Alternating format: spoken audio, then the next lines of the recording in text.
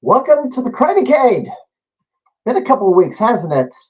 Had the Pinball Expo on Thursday night last week, and no,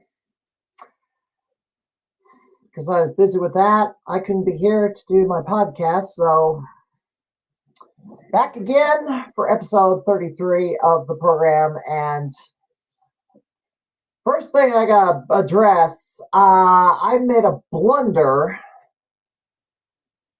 It was going to happen sooner or later. I didn't know when it was going to happen, but it was going to happen at some point.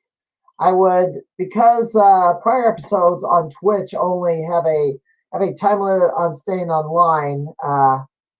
Older stuff gets auto-deleted.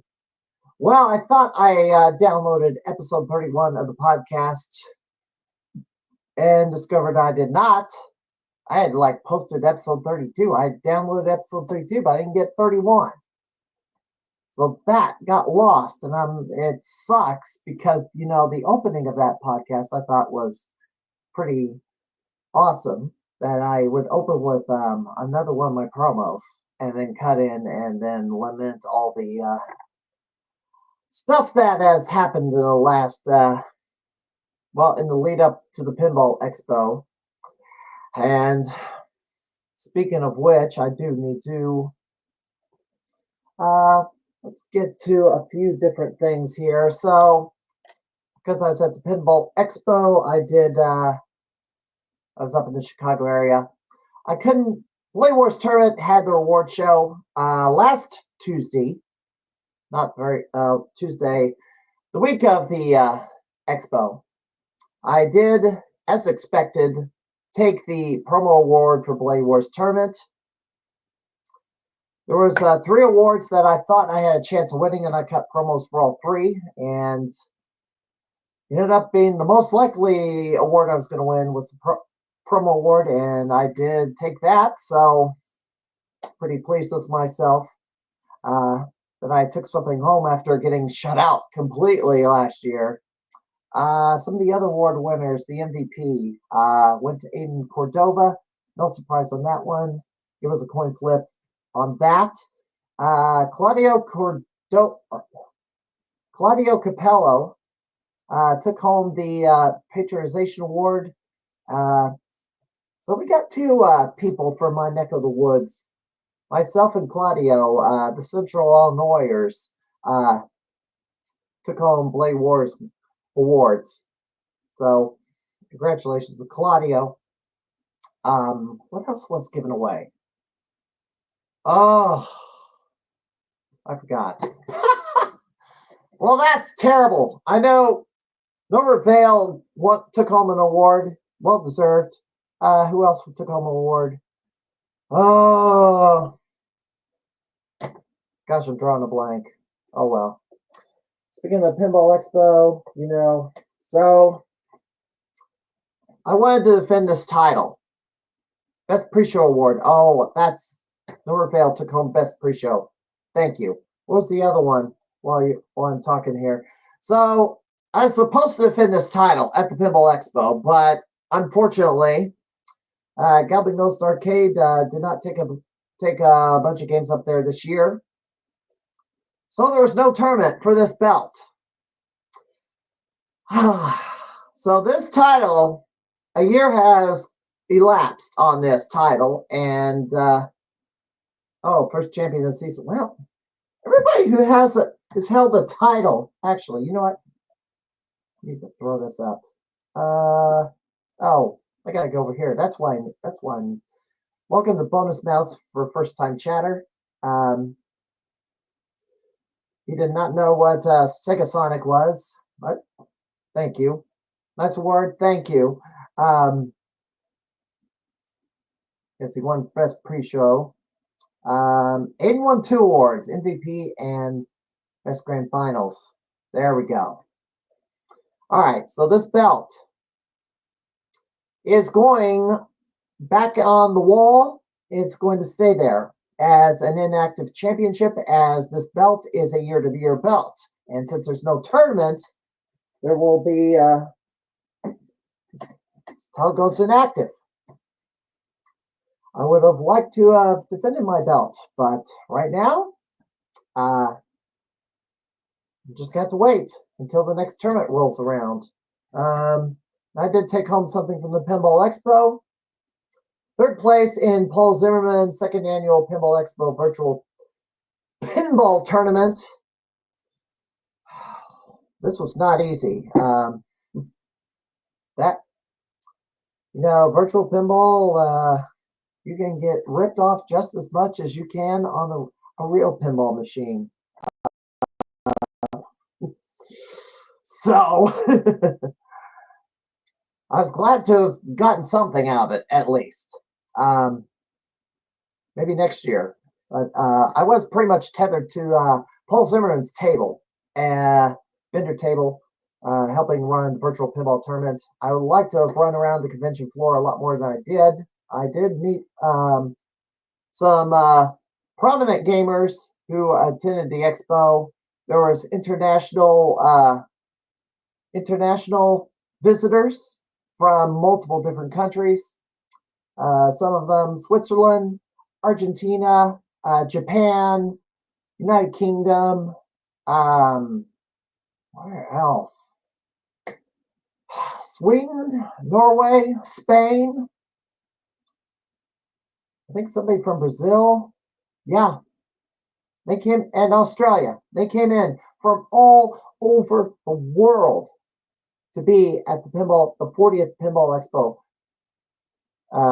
in Schaumburg, Illinois, at the Schaumburg Convention Hall. They've already scheduled. The dates have been set for year 41. I believe the third or fourth weekend. Yeah, third or fourth weekend of October. The dates have been set, and I guess maybe getting your hotel room and making your reservations for next year have already begun. A little bit of a news update before I bring in my guest, and let's hang on. I'm missing something over here. Here we go. And I'm going to hide the banner. So, perfectpac-man.com posted the summary of the closing arguments and the Carl Jobs Billy Mitchell case. There were some major fears that Carl Jobs' lawyer made a major blunder, and thankfully got corrected, although it took a while for basically to get the barrister for Carl back on track. There's some other evidence that not being used that could have been used. Billy Mitchell is suing Carl, claiming that Carl's video wrecked his reputation over the death of, and this was over the death of Apollo legend. Billy thinks that Carl's video destroyed his reputation, although the video came out like in May, and 3 days after Apollo's death, people on Twitter were posting messages of blame, and that evidence was not used, but that was pointed out in the Day 7 information that Cats, I'll just call him E-Cats, posted on his blog. Now, E-Cats is Carl's side of the argument. I still have no personal stake, but I am still closely watching this case. A decision is supposed to come out in the next 90 days or so. And I already talked about the Pinball Expo. I kind of thought the foot traffic on the convention floor was not as big as I thought it'd be. I thought it'd be a lot more packed. So there was times where there was not as many people walking the floor. But then again, maybe it was the side of the convention hall I was on, because I was in a corner of the where Zimmerman was set up. There was a row of arcade games where Galloping Ghost would have set up if they had attended, but these were supplied by another gentleman. So I would sneak over there and get a game in or two. And, next year, I don't think I'm going to do the vendor thing. I'm going to play to my heart's content next time around.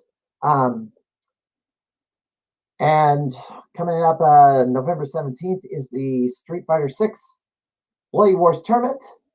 12 p.m. start time on a Sunday. Yeah, $35 to enter. Yeek! Sign up at BloodWarsTournament.com for more information. And high scores this week. So, Castle of Dragon, I almost got that one back. I took the high, and then Andrew took it back, and then I came within 1,200 points of taking it back from Andrew last Saturday on my way home from the expo. Frustrating, but it is what it is. I did get Escape from Planet of the Robot Monsters, 367,000. I had to throw the game towards the end because I was running out of battery on my camera. So I could have gotten that score up to 400K, I think, because I was having a really good run on one credit that I guess was my best performance. Also took Fire Barrel. I know Eric Pearl has put in a much higher score on that, but it didn't count because there was a battery ran out. So his footage was broken up, but there was a gap in between. And on a technicality, Gummy Ghost couldn't count it. Monsters took the game of the week. Eric Gallet last week. And Ross Haggis of Underground Retrocade has a new house high on Off the Wall, 30,000 points. Kevin Williamson, a newcomer, took Mace the Dark Ages, which is a fighting game, maybe a future Bloody Wars game, with 8,000 points, beating the previous house high by a wide margin. So, chase for tokens, and we're going to get our guest in any second now. Andrew Wasco is less than 100 tokens away from catching James White for the Professor Token Taker title. And I expect him to, I think he'll surpass him in a couple of weeks. We'll see. All right. Yep, and there's the power rankings. So, to introduce our guest on the Crimeycade, we have the trailer. We're going to introduce you to this place called Wieners and Losers. I've talked about on my podcast, but here's the introduction.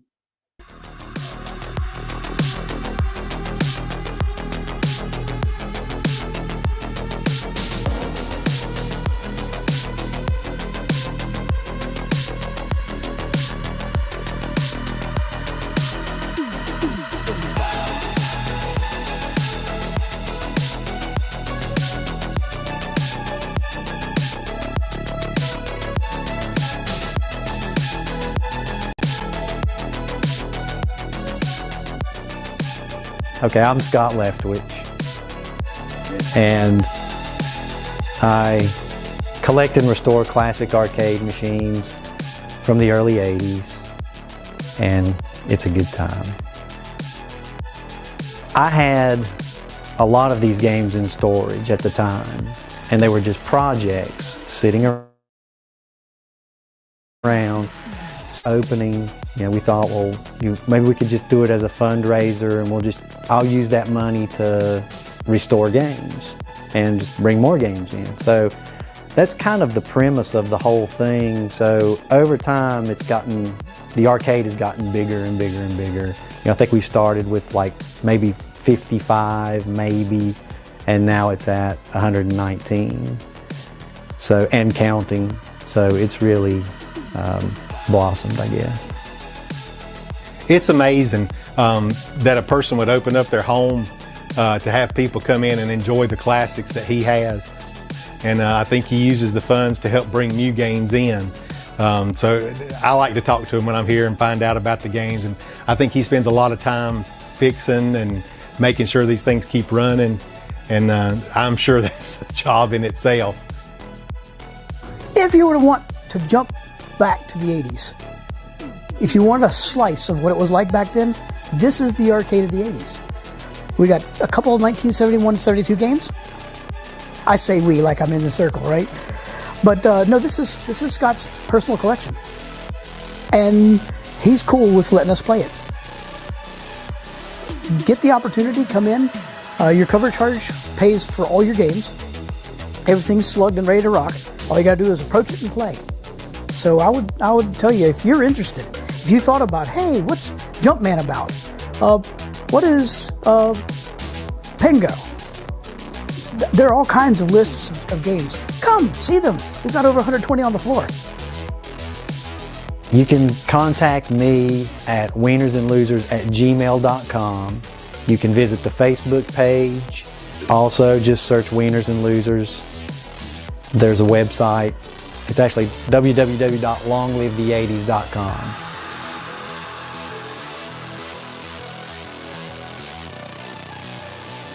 I just have an intense appreciation for the games of this time period. I love them all. I was seduced by that stuff when I was a kid. They're the ultimate test of hand-eye coordination, which has helped them withstand the test of time. That's why they're still fun, and people are still playing these games because they're a challenge.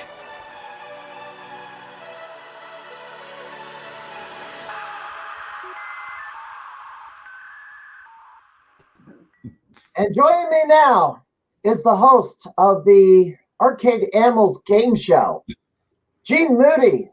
Hey Welcome there. to Crimeycade. You're enjoying that.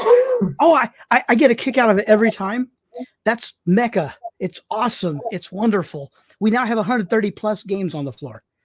130. See, I've wondered how many games you had. And I haven't seen a full game list. I've been trying to pick out what games were on from photographs and stuff.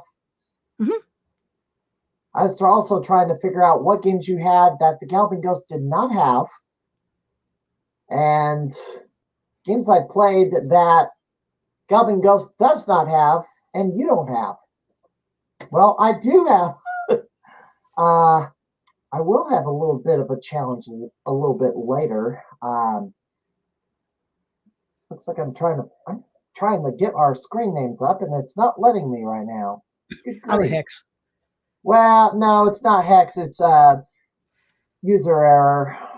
I don't know why this thing. Oh, that's changed it. That's why. I'm impressed with what you got up so far. That's beautiful. So this is StreamYard. If you're not familiar with it, this has been a very, very user-friendly multi-screen interview.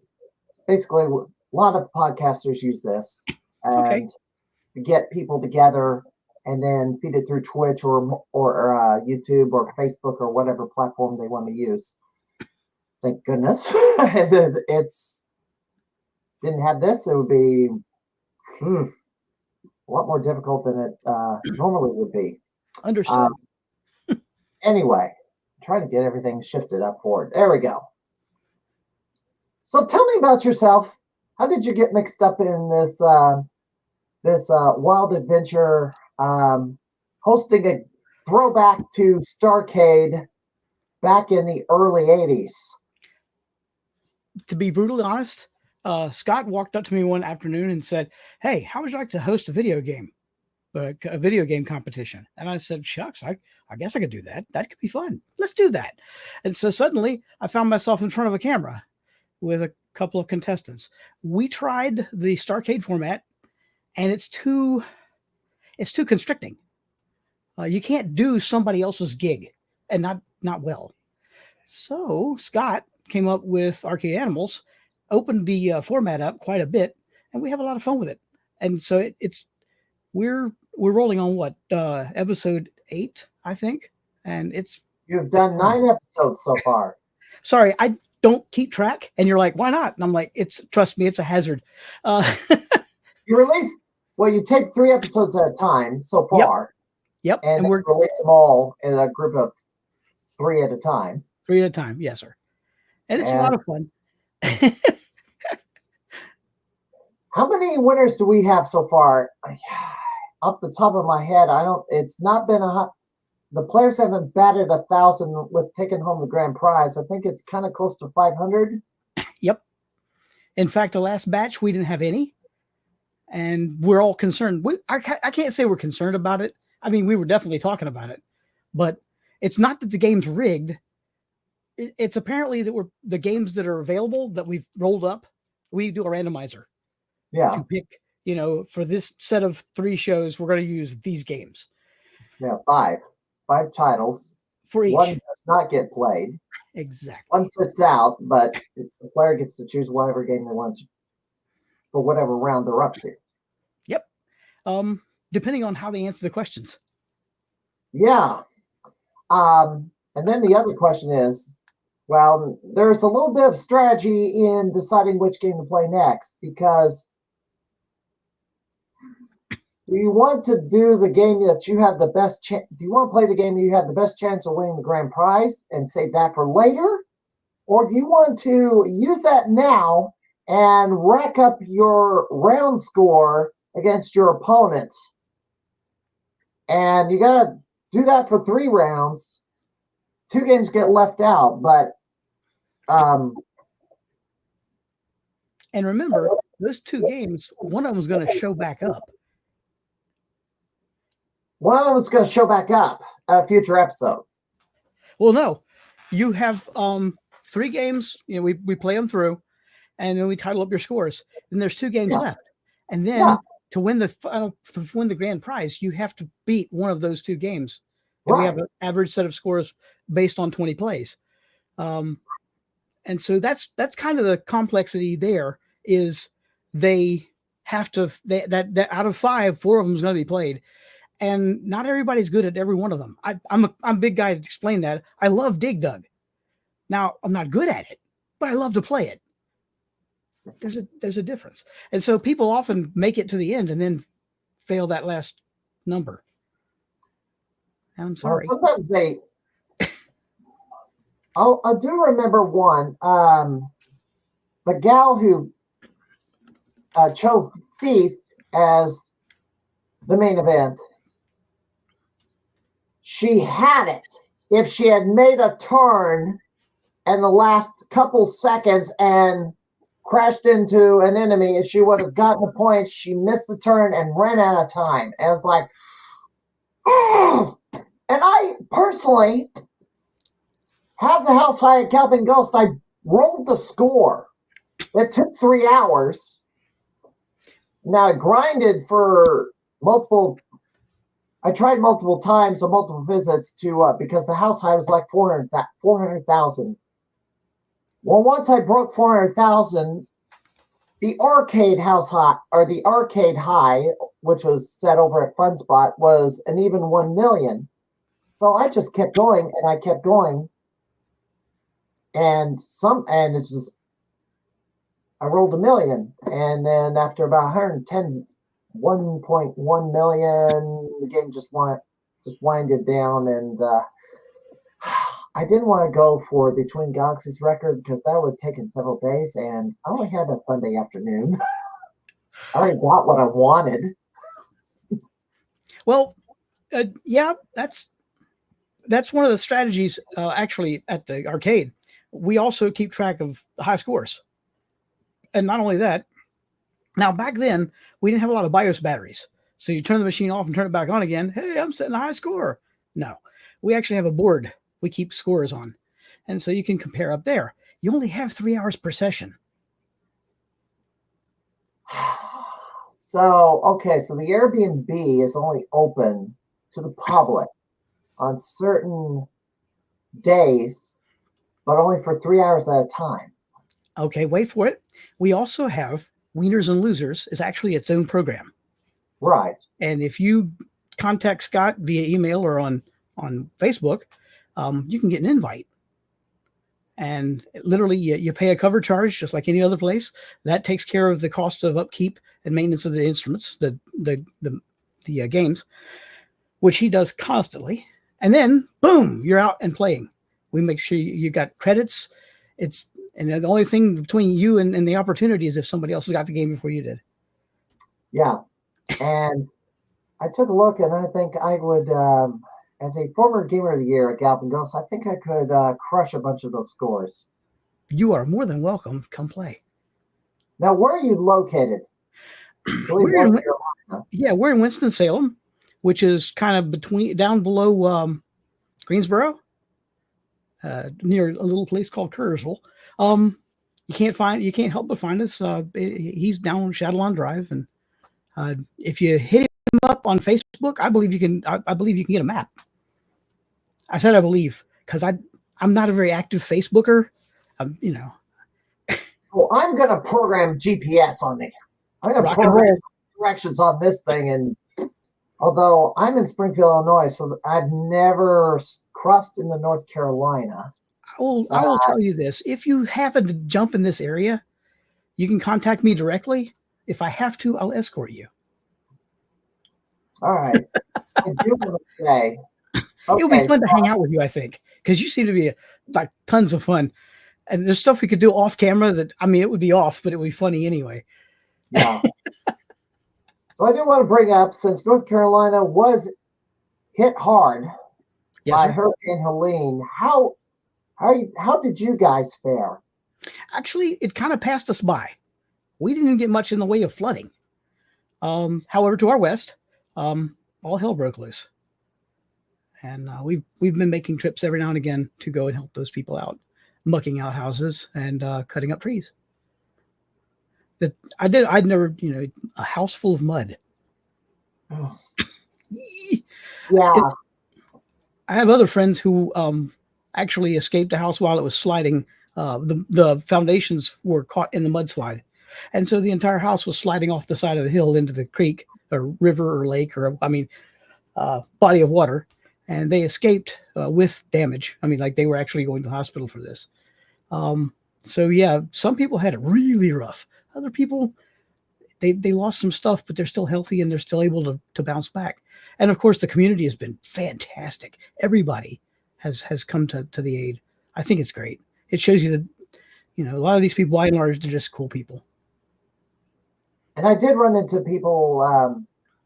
I did run into some folks at the Pinball Expo who were from North Carolina, and I did stop and ask them how they fared during the hurricane. And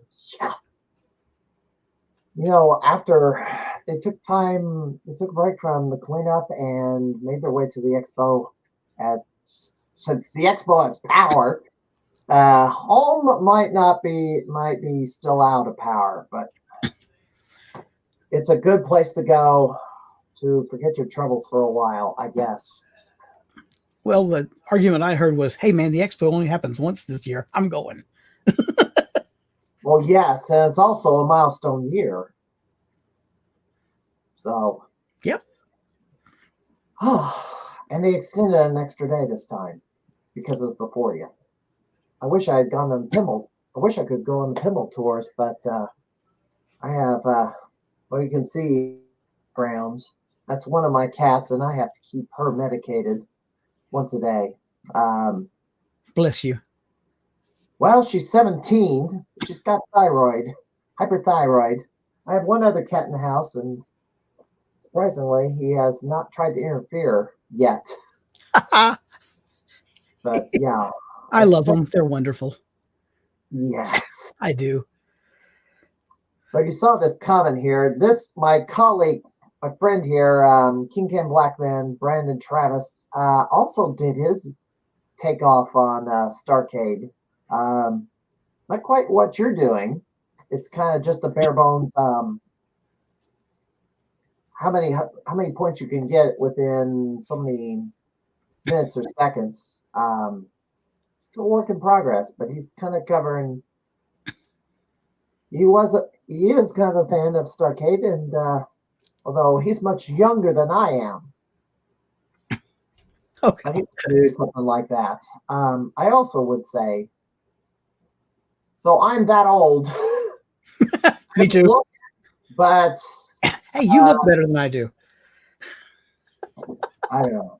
I had to cover You know, there's a bald spot in my head, and I had to cover it up. It just didn't look good on a podcast, so I had to cover it up with a hat. And I don't normally wear hats. I angled the camera so that you can't see that my hair is in route step.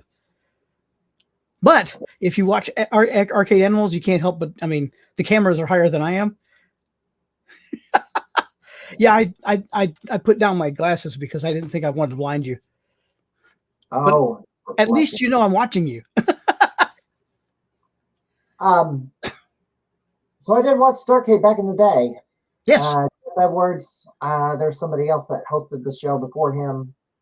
What do you remember about Starcade? This is going to be a thing. I'm going to have to warn you. I have intracranial damage. Gray matter is missing. And so there are pieces of my history that I don't remember at all. So you'll forgive me. There'll be times I go look at you and go, yes, I know we were both there. I have no idea what you're talking about. And I'm, a lie detector will point out the fact that I'm telling you the truth. I have no clue. And then there'll be times later on when the neurons start firing again, and I'll go, wait, I remember now. And you're like, oh, now you remember. Thanks, man. So I can't say a lot. Sorry. I will point out all the episodes of Starcade are on YouTube. Yes, I know. I studied them. But my hero is Bob Barker. And I mean, to that end, Scott actually found me a nice long-handled thin mic. Looks very reminiscent of the age. And I love it. It's a modern mic, but it's, you okay? Yeah, I swallowed. Told you, I'm a gremlin. Go ahead. Anyway, so yeah, I studied a lot of it to figure out how we were going to approach this. And ultimately, the one line I've actually heard said before is, it doesn't matter how many high scores you got or how high the high score is. It depends on what you can do in 60 seconds. And I was like, wow, that's an equalizer.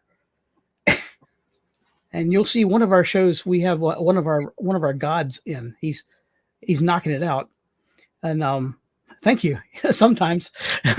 But yeah, he's got he's one of the top 3 scorers in our board, has like the number of high scores. And that's when the other kid said, oh, really? Well, let's see how good you are in 60 seconds. And I was like, man, that sounds like a bad barroom brawl. Anyway, so it's where it's fun.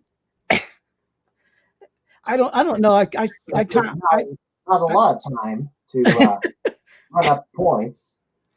Well, yeah, it's kind of funny. I'll give advice and then they'll play in a different way because they're used to playing a certain pattern.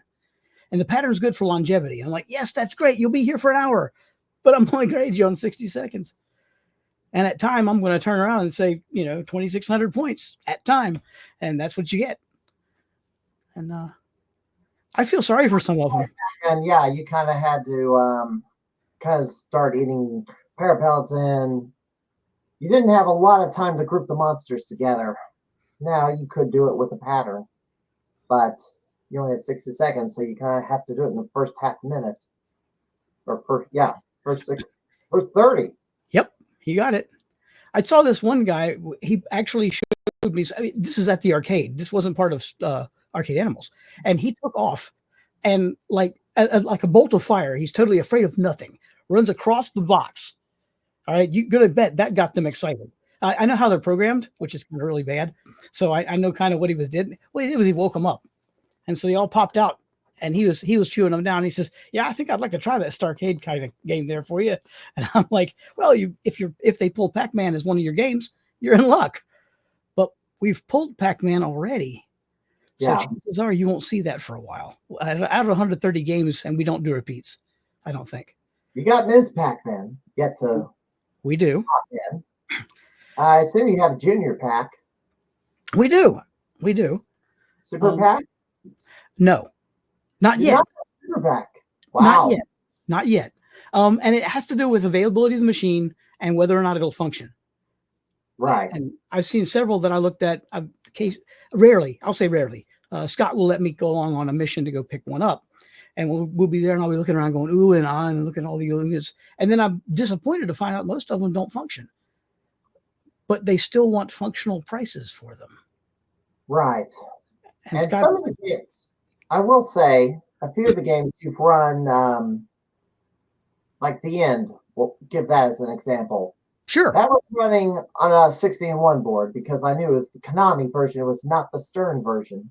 There's a difference between the two, and where the pellets or bricks that the bugs grab. And Yep. plus, ship. There's a ship in the Konami version, but it's a beetle in the end or Stern version, Stern. and the scoring's different. Now, Super Pac is on the 16-1 too. 16-1, so possibly it could be played on that, but it's got to have a 4-way stick and a fire button. Predominantly, every one of our machines is the machine. Right. We don't do too many of the 4-in-1, 5-in-1, 60-in-1 machines. Scott abhors an LCD the flat screen. Everything we've got pretty much is an actual ray tube, CRTs, and he rebuilds them, and miraculously quick, I must also add. So it's utterly amazing to see the things that I've learned. But yeah, he is the man when it comes to keeping these things running.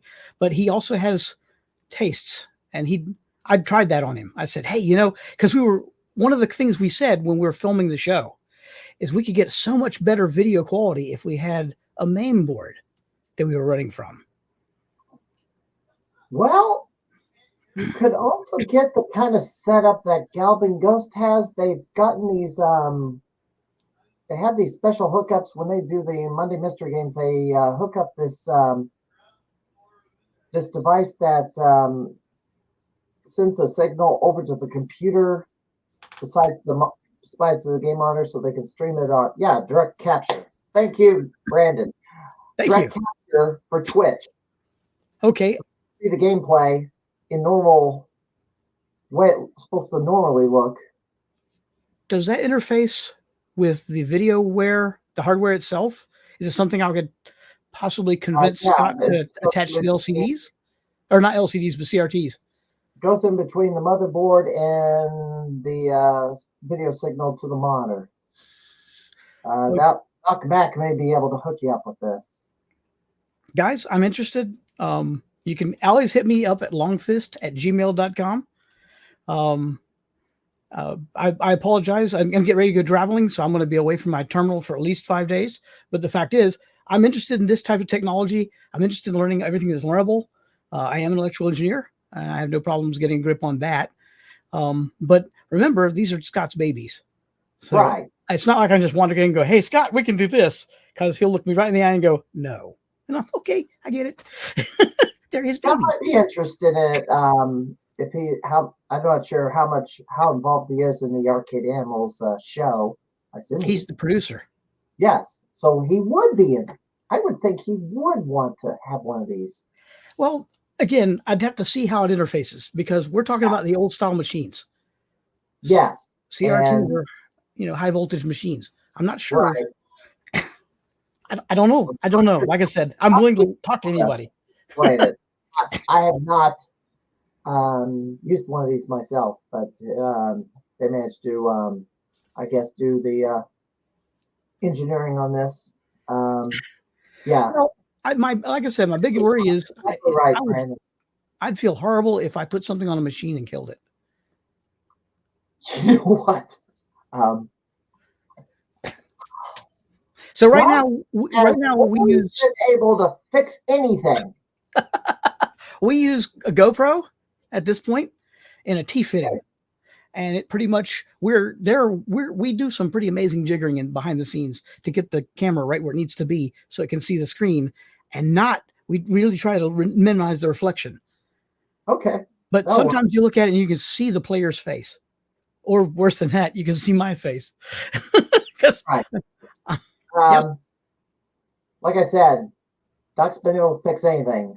The one of a couple Primal Rage 2 boards was taken to the Midwest Gaming Classic. Some careless individual spilled his beer on the machine. It got to the motherboard, and It's an ionized chemical. It's going to carry cable. It's going to carry voltage easily. So yeah. Well, I got it off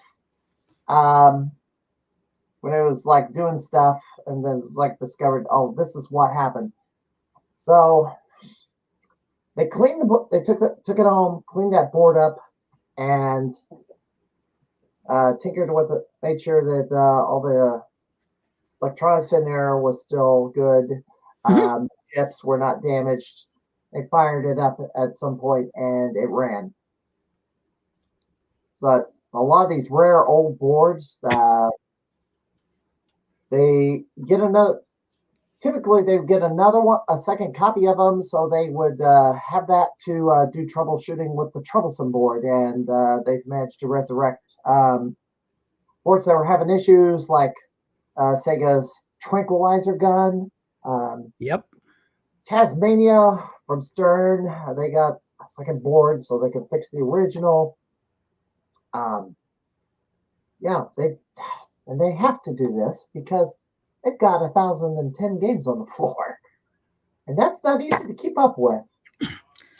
Nope, I believe you're right, but it sounds like it'd be a lot of fun. Okay, here's a so some of the games you have on the arcade floor. You have the cutoff at 1984. Yes. On age. Why 1984? Golden age of video games. Everything beyond that started to become fairly digital and became basically fighting games. Okay. If you roll back from 84 beyond, it's more hand-eye coordination. The challenge is not so much, hey, can you beat this guy? Or hey, can you beat this set of reflexes that are programmed? No, the game is actually fairly simple. Sometimes disarmingly so. And then you get this opportunity to go and challenge it. I mean, we could do one-on-one if you want. We got several games. Some of them will let you both be on the same board at the same time, which is amazing for the age. So, I mean, it's what it is. But yeah, that's why. It's that beyond 84, and I've run across this myself because I'm looking at games going, hey, Scott, can we get one of these? And he looks at his little database and goes, no, it's a 1987 game. And I'm like, Scott, you're right. But he drew a line in the sand, and you had to draw it somewhere. And I thought about that long and hard because I was trying to convince him. I'm gonna convince him, right? But I thought, hey, I'll convince him to move that date. And the more he talked about it, the more it made sense.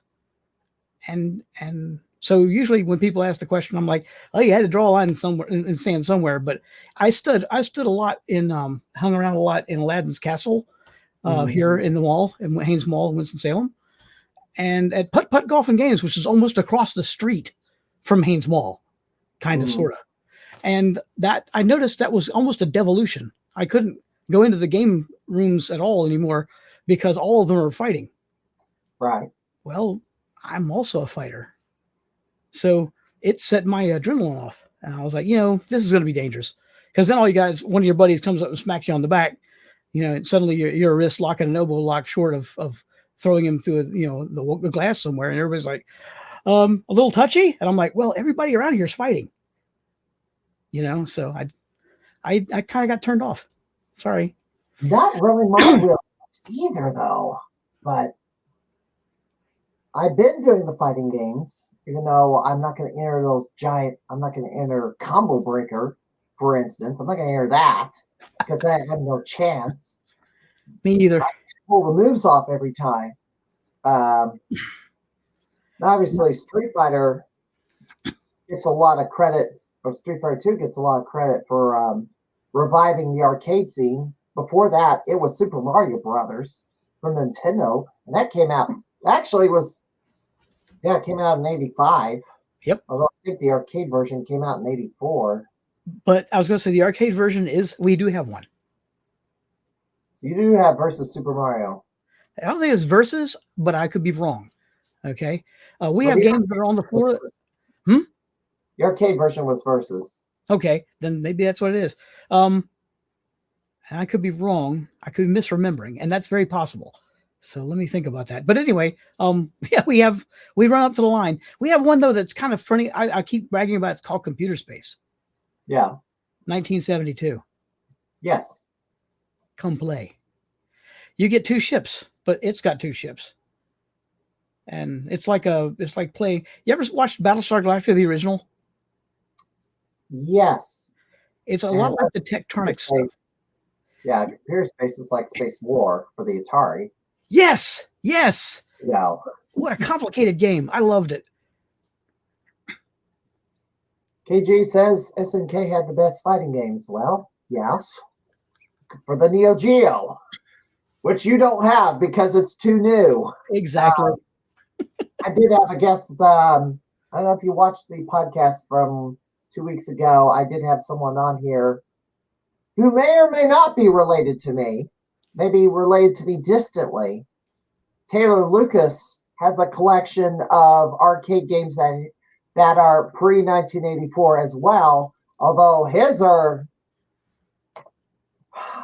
he's got even more obscure stuff. Good. Good. Well, I do, and he's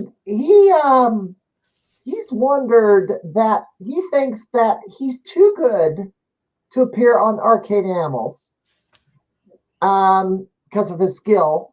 So the question I have next is, now I threw my name in the hat. Yep. Actually, let me play this. This is the intro to the game show. This is inside the Animals, a totally rad video game Wieners and Losers or Airbnb. Classic arcade games. Actually, that's the arcade. Here's Yep. your host for Arcade Absolutely. Animals. The Airbnb is upstairs. It's got every console known to man. Yes. At the Wieners and Losers Arcade And Museum. you're standing in front of Midway's Boot Hill, Are you guys ready for an and incredible these challenge? two guys are playing Gork and Asteroid Deluxe. So I'm going to skip ahead a little bit because Thank you. you do the Hey, intro welcome to the here. studio. To Um, welcome our home audience. how do you select your Give some introductions contestants? to our players. I can't tell you because I don't really know. You don't know. Oh, hey, guy, you see that job that I do there? That's what I do. I find out about it when you guys do. They'll say, hey, Gene, we're doing 3 shows, and these are our contestants. And I go, okay, and I read about them. This was fantastic because the guys there were both real characters. The hardest job I have is drawing them out in front of the camera. Because once you lock and load with the camera, a lot of them just stare. Let them stare. Yeah. I will be honest with you. I probably would be very chatty, I would enjoy. and I'd be throwing my commentary and during the show. And I'd probably fire off my own tech, and because it's like before the game starts, you give the player your tech. I might throw counter tech at you. That's absolutely fine. That's absolutely fine. A lot of the stuff I actually get, they hand me that like minutes before the show, and it's because there's so many ways to approach the game. The question is, which way do you do it? What will be a nice? What's the agreeable way to handle this? Right. And the best way to do it is, I think they have, and I can't swear to that, but I know that there are people that just throw a bunch of hints in a hat. And right. they go, okay, of these are the easiest ones to communicate. Right. Because sometimes I'll leave the English language and go straight into techno speak, and there's no telling when I'll get back. So I'm going to skip ahead here. So Okay. a lot of games for this episode, 2 of them Galapagos doesn't have. They do not have Tech Scan. They also don't have Devil Zone. So I know that. Well, Right. I'm surprised this one. I mean, I saw it back in the day, but Galapagos doesn't have this game yet. I'm kind of surprised, but then again, they got 1,000 games. They can't get them all. right. I was running down the lists, and I was utterly flabbergasted with the number of games that had produced, pre-84, and how many of them I haven't seen yet. I'm like, I was a kid back then. I was stealing quarters to come play. What was up? You know what? I'm going to throw this out there right now, so I'm going to pause it. We'll go back to that later. Right. I got a little bit of a challenge for you. I'm going to kind of fire these one at a time throughout the podcast. I might Right. throw all of these. So I'm going to throw. So we have the segment of the show, and let me see if I can find it. After round 2, they go to the big board, and then you have to identify the game. Let's see if we can. Wait a minute. Okay, that's the flip board. Yes. They call it the flip board. Okay. Yep. Well, anyway, I got something like that. Cool. These are games that I have played. Galvin Ghost does not have, and you don't have them either, or at least I didn't see them from the photos I have. Now, these are going to be a little bit harder to figure out. So if you ask for a clue, I will give you a little bit, not the typical 50-50 hint. I'll probably tell you something about the game. And if I have to go multiple choice, then I'll go multiple choice. I'll name 4 games. Like I said, memory issues, so don't get excited. I'm gonna look at some of these that I may have played last week and go, huh? Don't get excited. Know, but this first one is going to be, how much have you paid attention? Rock and roll, brother. Yes. Arcade Animals episode with Gina's guys contestants and the great Stephen Lucas as host. Well, now, that would be a barn burner. Scott would burn me no end. He would destroy me. We'd have to do an exhibition on that one. We've created a new game, believe it or don't. We can't really play this out. Only champions can really play it. But what happens is you take 2 champions, right? Yeah. And you get them. Okay, guys, you ready to play? Yeah. Go find somebody at random in the arcade. Give them 60 seconds to play. They play the game. That's the score. It's just like blackjack. These 2 other guys now have to play in 60 seconds and hit as close to that score without going over. Ah, okay. Yes. We call the game torture, and you would not believe how it's the randomosity is that third person, because you don't know how good he is at whatever the game is. I know there was a pinball tournament where they had that very rule. Yes. And the title was on a championship belt was on the line. Wow. Yes. Well, this was on pinball though. I didn't even ask this. Do you have pinballs? We do not. We have one video pinball game built by Atari. That's as far as it goes, and it's video, and it's a reflex game, i.e. the maze is on underneath the glass, but the actual light, the ball is actually a light that's reflected down from on top. Right. See, I would have thought you'd have Baby Pac-Man. I would have too, but also Baby Pac-Man, I think, is outside the 84 range. No, it's not. It cool. is not. Cool. No, I believe it came out in 83, and that Granny and the Gators came out in 84. And then there's also Caveman, which predates both of them. It's a video pinball hybrid. And Galvin Ghost has all 3 of those. Okay. All right, so here's the first game. And this is see if you watched my previous episode of the podcast before coming in tonight. So here we go. We'll get audio of the game.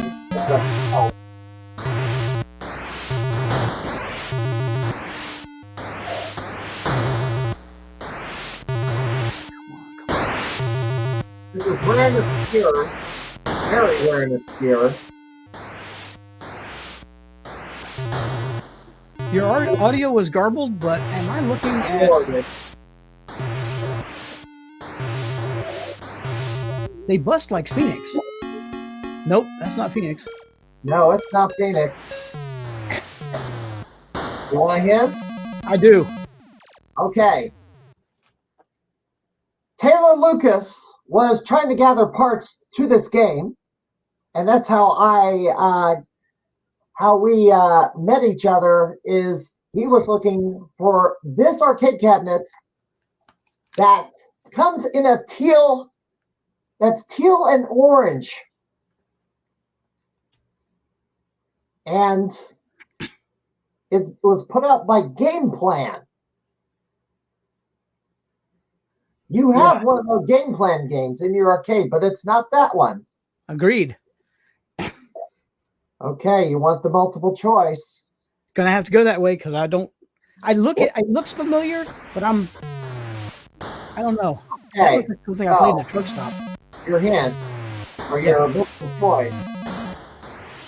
Now I've revealed the whole game, but here's your choices: Space Attack, Enigma 2, Starjacker, or Starfire. It is not Starfire. That's an Exity system that I love. So I'm sorry, boss. I don't remember. I apologize. Here's Enigma 2. Enigma. Why? Why is it Enigma 2? Well, No, I'll I'm show just saying. Where did they get the name Enigma from? Never mind. don't know. I'm a okay. I'll pull up the cabinet so you can see what it looks like. Thank you. I'm gonna take a picture. Images. Oh, good grief. It's hiding. Actually, there's a picture of the arcade cabinet. Gosh darn it. There we go. Now I can show it. Image in the new tab. Now I got to go over here. Share, present, share screen, window. It is, I thought I put it up. Here we go. Share. I got to jump over here. Oh, There it you is. go. That's Enigma 2. That is beautiful. That is rare. It is. I don't only, so Taylor Lucas did get one of these cabinets built. I encountered one at the Midwest Gaming Classic. It had a Tetris in it. John Yates up in Atlanta, Illinois, had another one, but it had Lee Trevino's Fighting Golf in it. So what you're telling me is I'm going to have a challenge finding one that's intact. Yes. One of these is owned at Free Play in Dallas, Texas. I'm heading there tomorrow. And Jason Kopp in Ohio owns one. But the warehouse raid that Taylor Lucas was on recently in West Virginia, he found another cabinet. Yes. Although it was painted over. So, boy, that's crazy. I'm so sorry. That's horrible. Well, if you had saw the video, and that's on YouTube, I'm going to go look it up. yes. Yes. I wish I could remember what I think it was the Coin Jam podcast talked about it. I watched the video of the raid, and they found, ironically, yes, all the games were damaged. They looted the wiring from the JAMA wires for some reason. They're copper. Yeah, but I don't think they got much copper out of it. Out of all games in that building that they rescued, a kangaroo was left untouched, and it worked out. Once they brought it back and plugged it in, it worked. Okay. That was kind of crazy. That's like they didn't see it. Or it was buried. I don't know. All right. Here's the next one. Oh, geez. Yes. You're going to humble me horribly. I promise you. It's just... Well, I wasn't going to make these easy, but the first one was to test to see if you were paying attention to the previous podcast. But here we go. There's going to be audio on. Let's see. I better turn. Yeah, the audio's on. Oh, it's shoot. quiet. Going to give it away. No. Yeah. Okay. It's... Give it away. Thank goodness. That's okay. It's beautiful. I'm trying to click the title screen, but thankfully you kind of covered it up. You didn't give it away. No.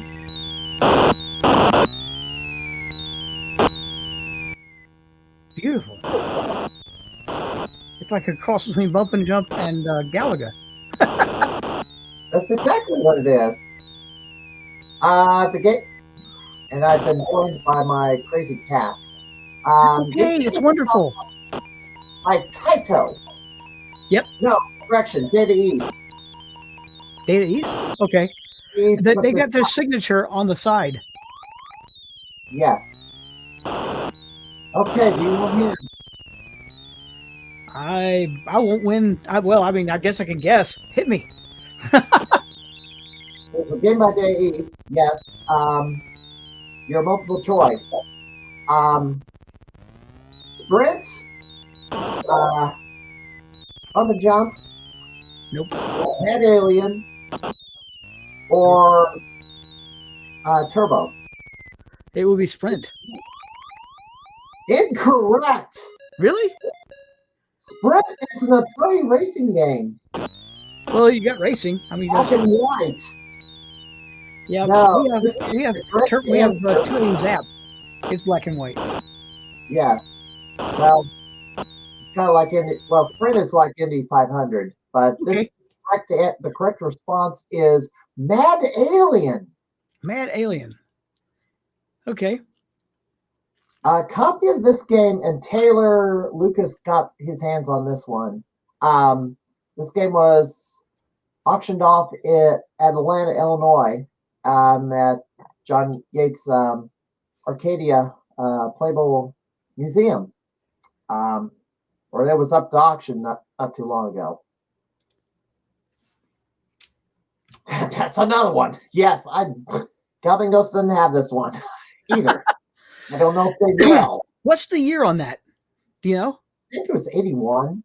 Okay, because It's certainly not. Yeah, all the games I'm showing you are 1984 or older. But what I'm saying is the sprite work on that was tight. So I was trying to figure out, that comes from like EPROMs. I mean, like literally they have ROMs they paged them to make those things work on the rasters. They were paged and rolled in as not as data copies, but like almost as raster scans. And they were cool as all get out. If you notice, they didn't do the pixelation. They actually were drawn on and were walking across and speeding back and forth. That's a different technique. And I'm looking at it and going, wow, that looked close to 84, if nothing else. So it excites me. Yes. Okay. Here's As game you were, number sorry. 3. Yes. Here's Thank game you. number- Thank you. Let's see what this one is. Now you got your hint because I see the I name see- of the. I saw this in the wild back in the day.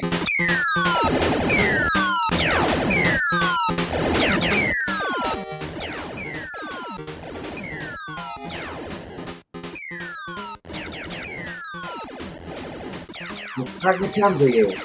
It is. I remember playing it. I'm just trying to remember what the name of the game was. This is the second game. Say it again. 3. But all right. This is not. Well, no, it was not. That was a different game entirely. That one was on the floor. What are you thinking? I'm drawing several blanks and I'm actually triggering on partial names. Partial names. It's one name. It's one word. Yep. Okay, here's your multiple choice. Hit me. Is it Regulus, R-Rail, Tank Battalion, or Battle Zone? What was the first name you give me? Regulus? Regulus? I don't think it's Regulus, but it could be. I know Tank Battalion. I just finished moving it 2 days ago. So it's not that. I don't know. It doesn't look like, well, All 4 choices, because I just forgot the second one I gave you. well, you're making it up as you're going along. I can hear it. Yes. You're doing a great job. And I'm going, okay, because you start picking games that I'm very well aware of. I'm like, no, ain't that, because I've played that one and R-Rail was the second one I gave you. Yeah, but no, I would think it was Regulus. Okay, it is Regulus. Because it doesn't. There's nothing that relates to a guardrail on this, so we're good to go. It rhymes with Regulus. RL and Regulus rhyme a little bit. But Okay, you got it right. It's that would be Regulus. that would be a challenge for me to rhyme where I were writing a song with it, but I might make that work. It is Regulus. I saw it back in the day. Galvin Ghost doesn't have it, and you don't have it either yet. I was going to say again, the biggest challenge is finding one that works, and Scott's big on. He likes side art. He likes the cabinet to be right, and so we've passed on some games that I looked at and said, "Dude, it's functioning," and he's like, "Yeah, but it's flat black." The part. There's arcade restoration groups, and yes, we have another. There's another Facebook group that talks about weird arcade conversions. Obviously, Enigma 2 got 2 of those. But no, I'm looking. I think that would be great. Again, hit me up. I'm all about learning. I don't know everything. That's the thing. I know some things, and I'm pretty good at it. And if you give me time, I study. Right. And you caught me totally flat-footed with the flipboards because I'm like, oh, I didn't study. I wasn't going to make it easy. I was not going to make it easy. It was not going to be a game that you had, and it's not going to be a game that Galvin Ghost had. I am totally humbled, but I thank you for the challenge. I mean, I had 4 more, but I'm going to tell you. I'm going to give you a break on this. I want to go to the next topic. So, sorry. Auditions. Yes. So you do have. Gosh, I need to throw this back up here. Do I still have this? Where is my daggone PowerPoint presentation? Because I had it up here a minute ago. It's monitor 3 to your left. I know. Oh, here we go. I got it. Well, I didn't know you could see my little screen chooser, but here it is. Periodically, you throw your glasses on, and I can get a lot from a reflection. Anyway. Yes. Did audition for this. Yes. This is the and that telephone number is the way we audition. Right. So if you want to audition, and I've tried after I threw my name, I've tried to convince some of my friends and rivals at Galvin Ghost Arcade to throw in their audition, but I haven't seen their names come up yet. I don't know. But my name has. So yes. I gotta throw this up there. Let me get to I gotta see where it is. Where is it? Here we go. Right there. So I'm gonna go to the beginning of this. Here we go. Turn the audio on. That's too much for me. Over 20 pinball machines. Yeah, what are you it's doing? Fun for the whole family. And best of all, that is a video that's pac-man, imported Donkey from Kong, something else. Galaga, and many more. Play per hour or get an Anyway. all-day pass for one low price. The Carolina Carolina Arcade Museum. I hope Times are waiting. that did Hi, okay. this is John Willis. My favorite game is Frogger. I'd love to be on Arcade Animal. I used to play all these games back in the 80s, and I'm a big fan. Thank you. Hello, You're on the this is show. Current Justice. One game that I'm good at is Mappy. Another game that I'm good at is Eyes. I'll show you that I'm Arcade Animals worthy, so watch your back. And here I come. The 2021 GGA Gamer of the Year and the reigning GGA Pinball Expo champion, Stephen Lucas from Springfield, Illinois. I am not an arcade animal, not an arcade monster, but I am an arcade juggernaut. As a child of the 80s, who owned and operated a video arcade, my love for gaming started with Space Invaders, then progressed to all the major titles like Pac-Man, Donkey Kong, Frogger, Galaga, and so on. And today, I have my own video arcade built in the back of my own garage. I am far from done collecting cash and prizes. If I am chosen to appear, I will absolutely crush the competition and add another game to my home arcade. All right. All right. All right. And of course, I'm after these championship belts. Yes. Yes, I have an arcade in the back of my garage. It was a dream realized.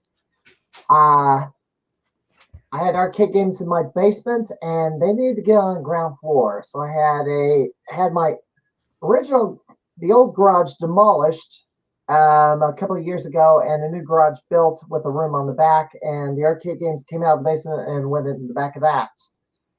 So if I wanted to get any more games or trade them out, they had to go on the ground floor, because taking a game up and downstairs is dangerous.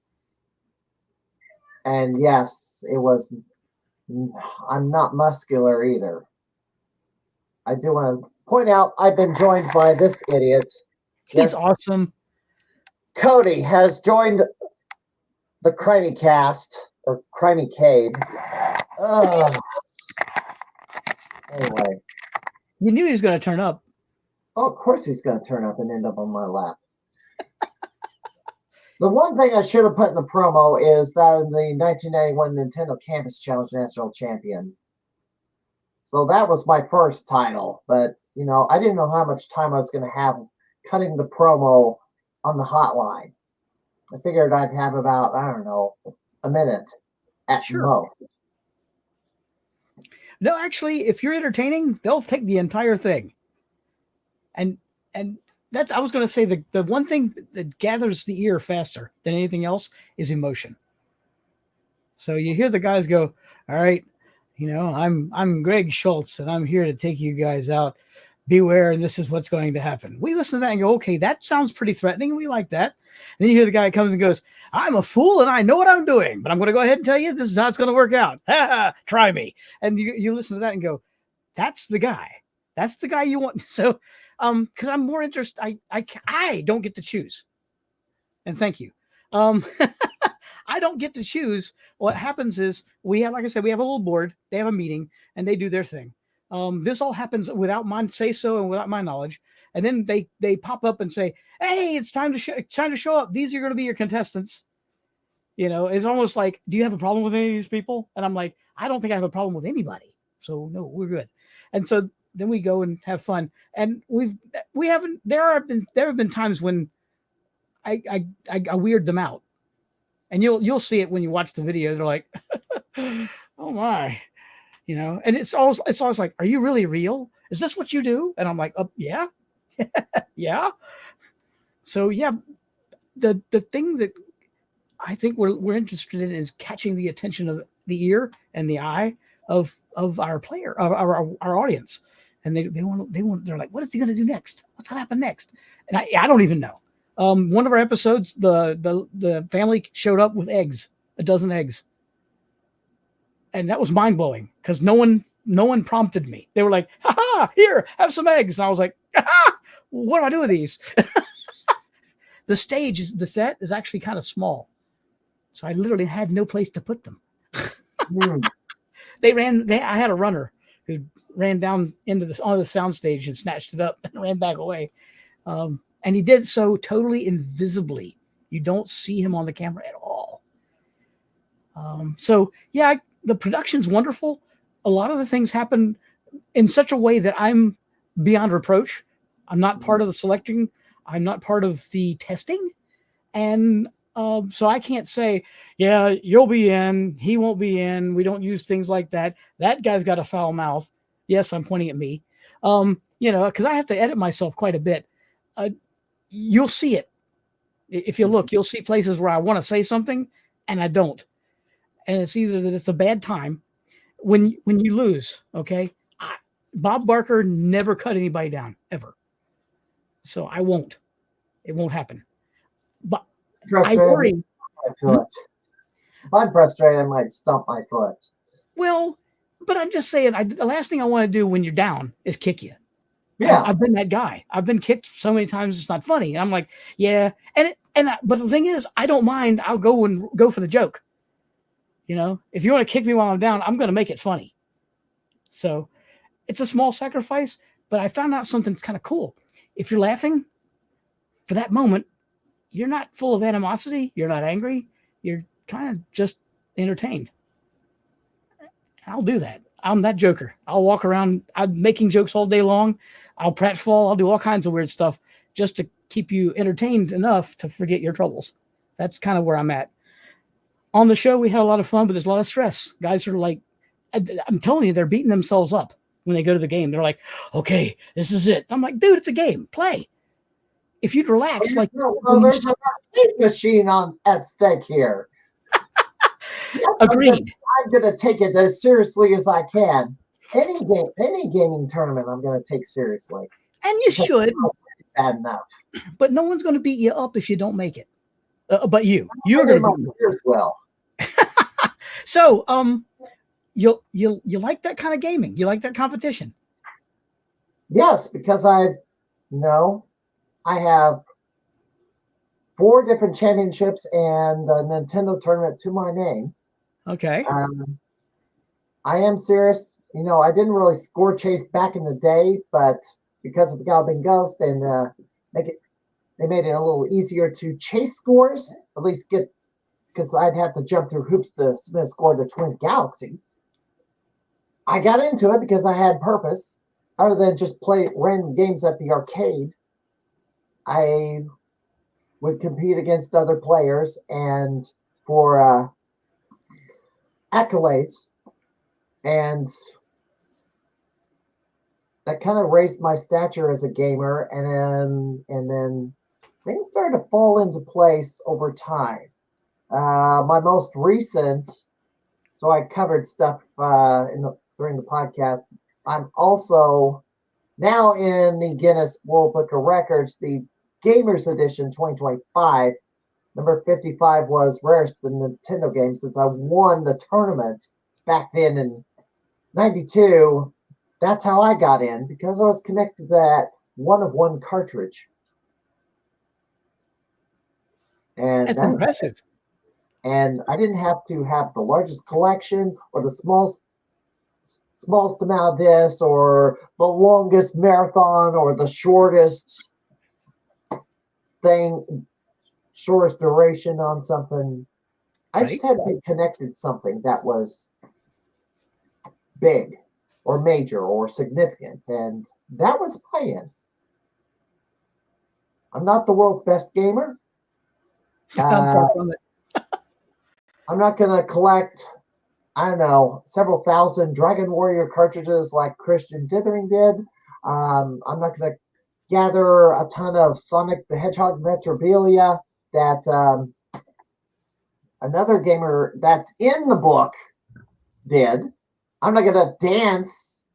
I'm not going to do Just Dance, longest dancing marathon like another girl did.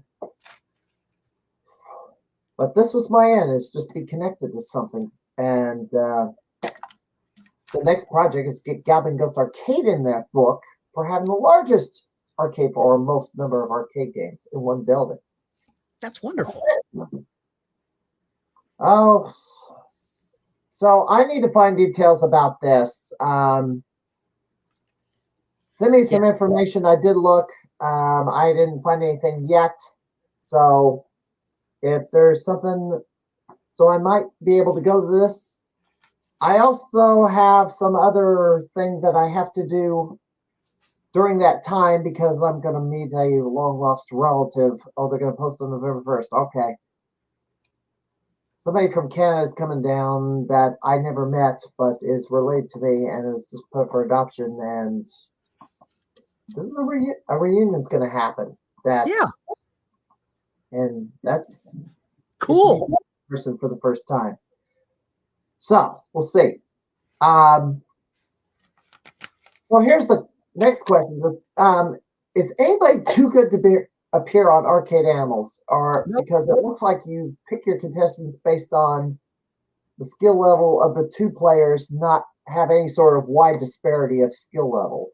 That is the goal. And no, there's no such thing as too good. So I have a chance. Always.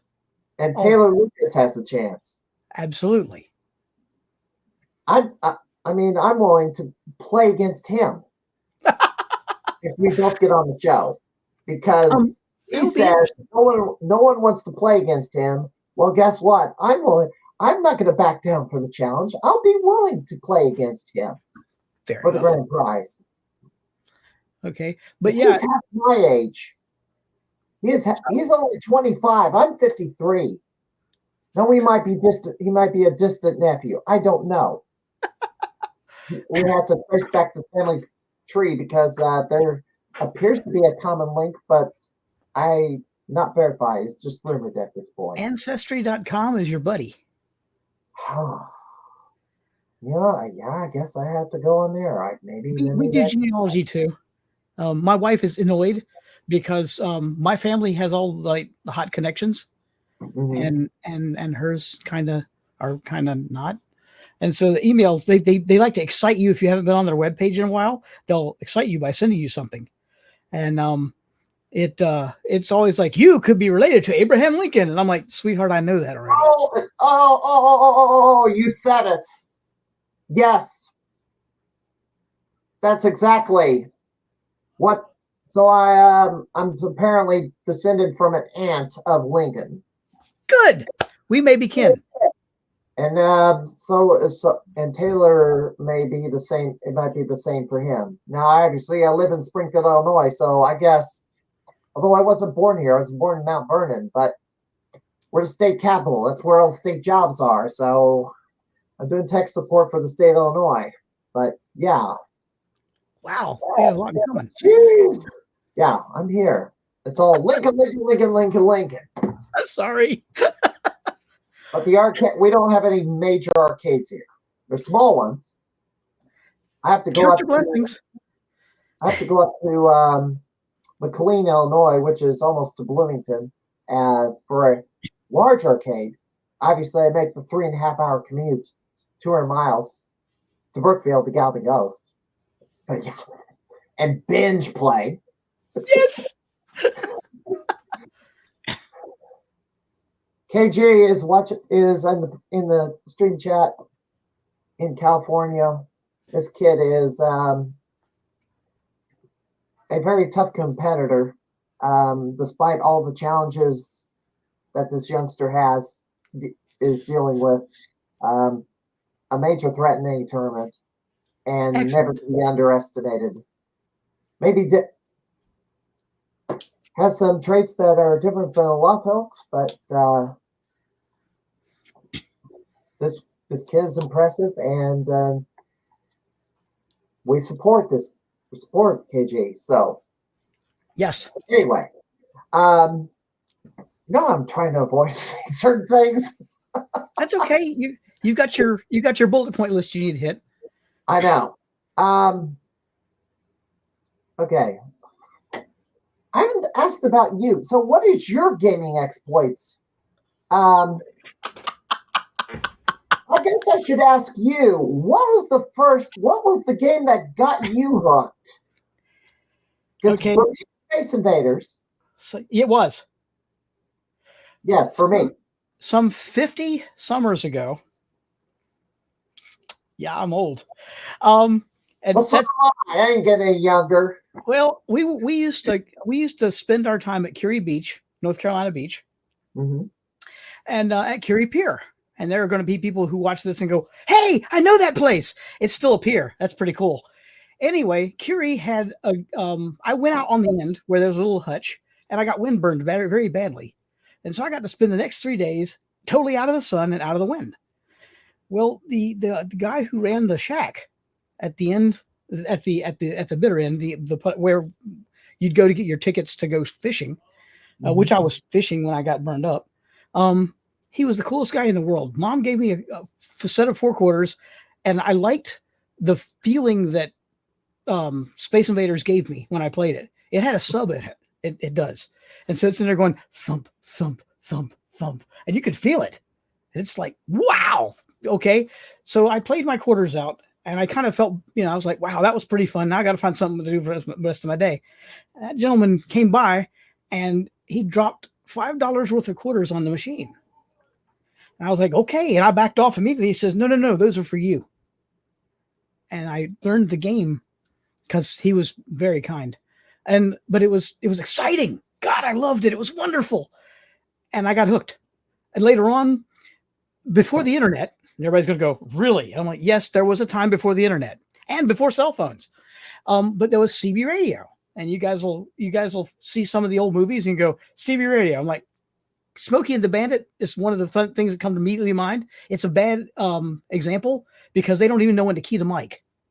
Okay. I didn't watch it, so I know very, very well aware of what that movie was. So, but we were into CB radio, and that was the internet of the day. And we used to do something called a coffee break, which was, and it didn't have anything to do with businesses per se. It was like everybody wanted to get together and hang out.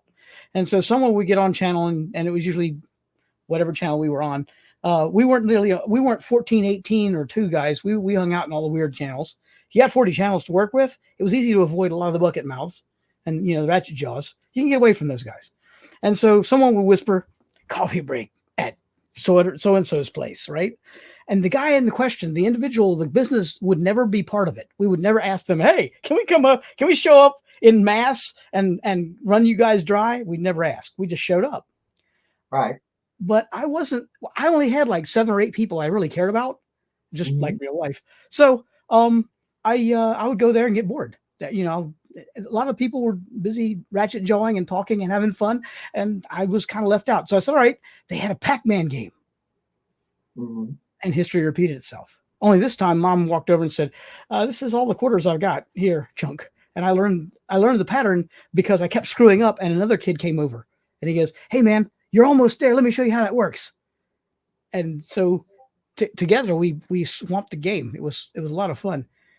And so it was amazing stuff we got to learn to do. And I didn't realize other kids were doing it. And so I got addicted to games early on. And my mom wasn't like one of those people going, oh my God, it'll steal your soul. And her point, she was like, can you get good at it? Is there something you can win with this? And more importantly, does it keep you out of trouble? Because back then you knew where the popular house was because that's where all the bikes were parked. And by parked, I mean like laying all over the front yard. So it's a thing. That's what we did. It's how we handled it. It was too much fun, and games just kept me busy. And then I started writing them, and that was in the 80s. The PCAT came out. The PCXT was, it had a pair of floppy drives. The AT had a hard drive. Yeah. And with the AT, I actually got a hold of a compiler. Back then, everything was pay to play. Everybody was controlling it. They were all afraid their IP was going to leak. And it was archaic at best. But I had people going, hey, man, can you do this? Can you write one of these? Can you show me this? God, we had so much fun. And I look back on it, I would never do it again. But I did. We had those Compute Magazine and Family Computing, and then we type in the programs and play the games.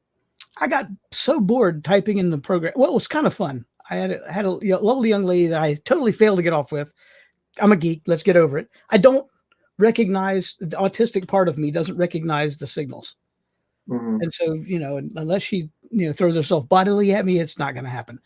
And even then I may dodge it in embarrassment and go, my God, you didn't mean to do that. Anyway. So the fact is, the fact that I got married at all was utterly amazing. But, what basically she was reading them at me and I was typing, and it was kind of fun to spend time with her. And so that's kind of how I got over that hump. And then one day we bought a thing called a hand scanner. 300 guy. And OCR still it bit the wax tadpole real bad, but it was kind of fun to play with. And of course now it got replaced with QR codes. Yes. But we did I liked typing them in to figure out how they worked. And figure out it wasn't enough. So I wrote games and had fun. And when my kids were little, they didn't have little kid games. So I wrote little kid games for them. And so I've always been on the side of video games forever. I'm also a role-playing gamer from 1978. So a lot of tedious typing and obviously for some reason it got me into coding for a while, but I got out of it because it was easier to fix a computer than program it. And I did not get object-oriented programming, and now it's like things evolved so daggum quick. It's like college just couldn't keep up, and I don't think I had the brain power to keep up with it. So fixing was easier. Somewhere along the lines, I had a meltdown very similar to a word. Got to find it. You had a meltdown similar to what? A stroke. That's the word I'm looking for. Right. And so, yeah, I lost contact with several of my memories and other things. And it's been kind of interesting. And it was debilitating. We found out what caused it, and I now have wonderful meds. They're great. You say you had previously had a stroke. It's kind of like a stroke. I didn't lose, function on one side. I didn't experience aphasia, where your words get screwed up. I had a buddy who did, and I was horrible. And the funny thing was, it hit him just right, and he ended up laughing instead of because he was saying words and they were garbled, like he was trying to speak another language. Right. And I didn't know he wasn't cutting up, so I kind of garbled stuff back at him and gave him my inquisitive look, and he fell out laughing. And it was shortly after that I realized he literally could not speak straight, and so we jumped into a vehicle and ran to the hospital to figure out what blazes was going wrong. That's scary. I didn't experience any of that, but I lost gray matter. And so it's like a hard drive failure. You don't know what clusters are failed. You don't know what was relative, i.e. which sectors pointed to other sectors, or which sectors held data. Right. And so, for instance, my son arrived one morning, said, "Dad, we got an inductive charging system that we're working on. We're getting less than 1% efficiency. You do this stuff. How do I fix it?" And I laughed and I said, "That's not a problem. That's just a simple coil loading algorithm. I can show you how that works." I was near tears. We had to go find an internet calculator because I could not remember the steps for the foundational calculus to load the equation properly for all of its ease. So it was just one of the many things that I'd learned that I'd forgotten, but my brain says I still know it. And so now you see my problem. So I'm looking at some of the video games going, I've played that, but I can't remember where it comes from. I don't remember, and it's over 10 years. I'm in trouble. Yeah. Fortunately, I never messed around with my wife. In the 34 years we've been together, I never messed around with her. So I never worry about a kid showing up at my door going, "Hi, Dad," and going, "Who are you?" Oh boy, that would be horrible. Yeah, if you forget your own kids. Well, you see my point. I'm very fortunate, and my kids have been wonderful. My laptop fried out. I didn't have the money to replace it, so one of my kids replaced his computer, and rather than, you know how you normally replace a computer bits by bits, he sent me the whole machine and bought a new one.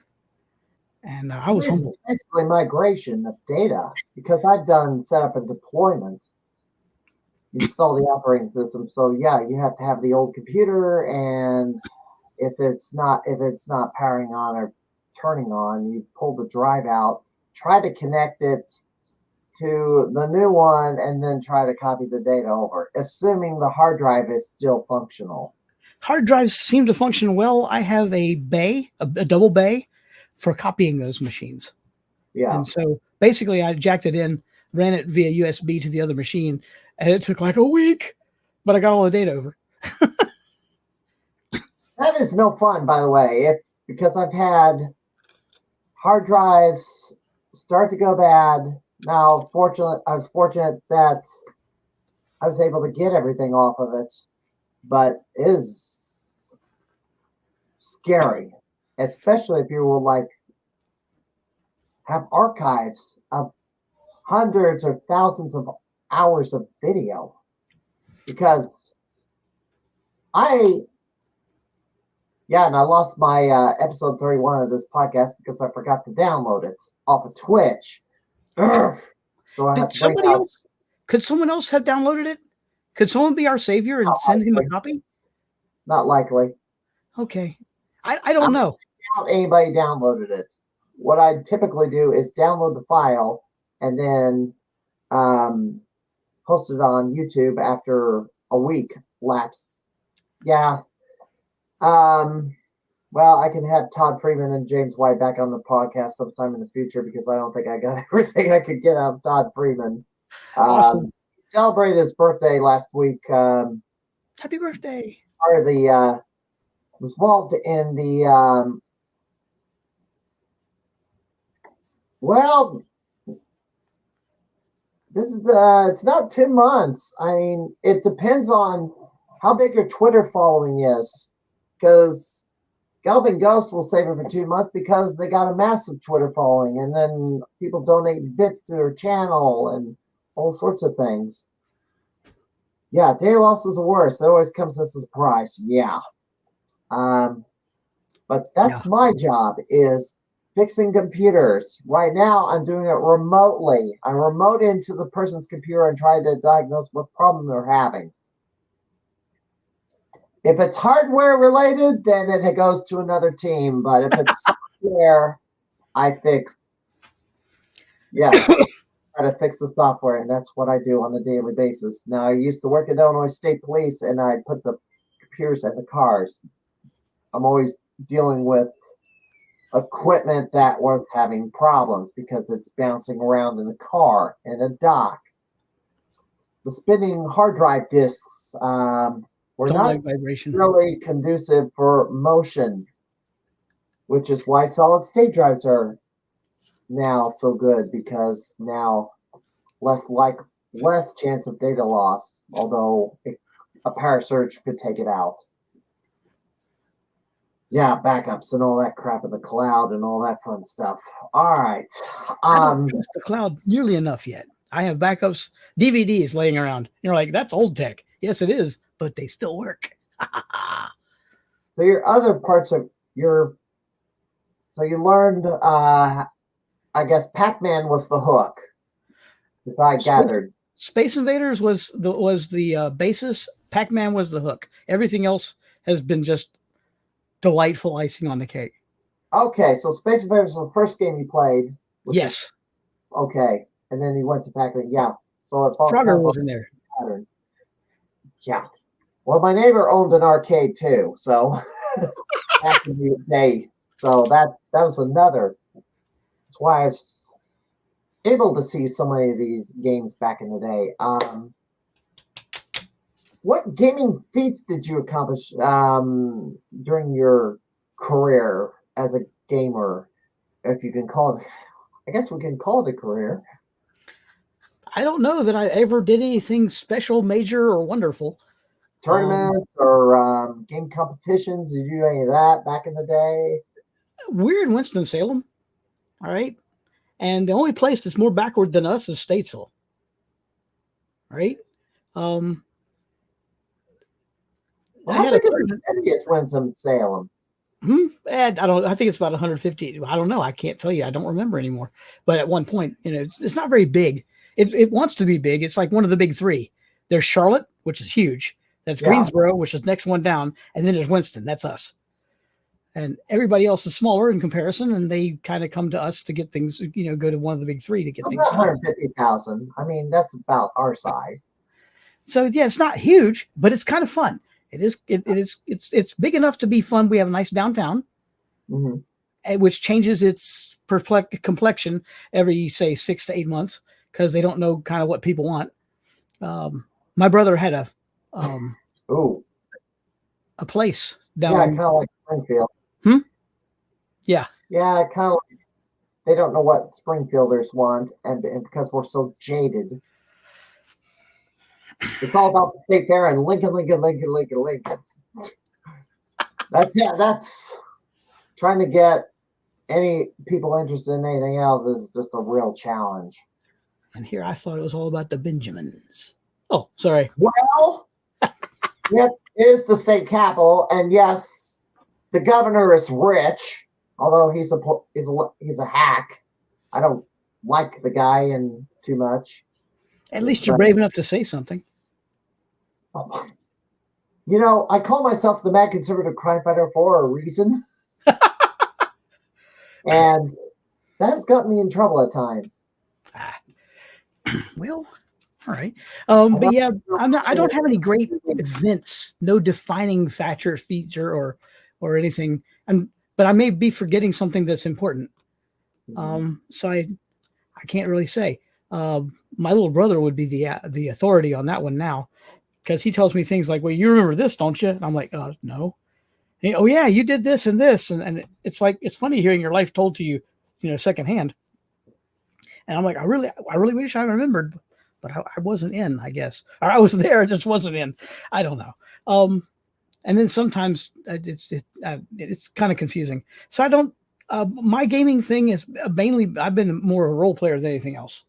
Oh, okay. My nickname over there was the Mad Dungeon Master. I'm the guy who was the first to cross over various genres and put them together, so they work together. The whole point. Thank you. So that's overrated because I'm still. Well, here's the thing. Wieners and Losers is pre-1984, and all the stuff in it is pre-1984. So apparently, the past is not really that overrated if you have an entire AirBnB from the 1980s. The Airbnb. I'm trying to help you out here. The Airbnb is the most cool. Thank you. All right, $254, not bad. I was off only by $100,000. I could be a politician anyway. But upstairs is the Airbnb. It's a beautiful bedroom, straight out of the 1980s. Okay, and there's a difference. Sometimes, and it's rare, but occasionally Scott will run Wieners and Losers with someone up in the Airbnb. And that always gets my hackles up because I have the stairs leading up to the Airbnb go right past the snack bar. I run the snack bar. So naturally, I'm keeping an eye out to keep people from self-touring. And so for me, it's like, do they belong here? Sure, that's for sure. But yeah. And just look at everything and just come play. Yes, well, that too. I still want to see everything too, as well. Well, I tell you, memories of my childhood. Yes. We had a pair of Airbnbers in once that really tickled me because they spent like the first night sitting there writing in code like we used to when we were kids. They had an old magazine open and they were literally typing in the code to play the game on the Commodore 64. And I was just like, yes. I have a Commodore 64, yes. Yeah. Well, the Amiga is my stepping off point. I had a C64 and I loved it. And I had a buddy of mine who had an Amiga who kind of came by and said, "Hey, you'll like this." And I said, "Really? Why is that?" He says, "Because it's got a 4-voice MIDI system." I looked at him like, "Oh, you're nuts." Ever after I was playing with screen trackers and things like that, I composed music. It was so much fun. Yes, VIC-20. I never got one of those. I wanted one. I never could get one. It's far less powered than the 64, yes. I had an Atari 1200 XL. So the Atari 8-bit computer. I think mine was an 800 and I loved it. I had also had a microcolor computer. The 800 and then the XL series is like 1200 was the first one out, and it wasn't perfect, but I could make colors, I could make bands of colors and text run around, and I could do silly things like play Space Invaders. But have you ever wanted to run up the wall? Run a wall. Run up the wall. Run up the wall. In Space Invaders, you're on the bottom. Yeah. And so I kind of looked at the code and said, why not? And so if you held on to the right, for example, and you hit the wall, right, it would go flip and start up.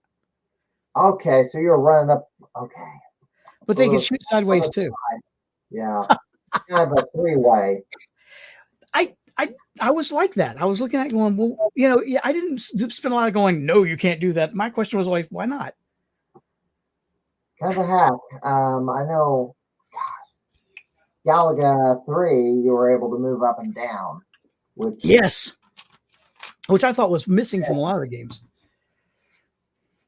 yeah, I mean, for a space shooter, and you're just kind of fixed moving left and right and can't move up and down. Yeah, that's something. Yeah, Yes. I mean, it's 8-way directions in 3 dimensions. Anyway, so here's so do you have a trading card yet? Because I guess I have to hold it up. I do not. The Twin Galaxies Walter Day trading cards. The Pinball Expo, he handed out 140 new cards to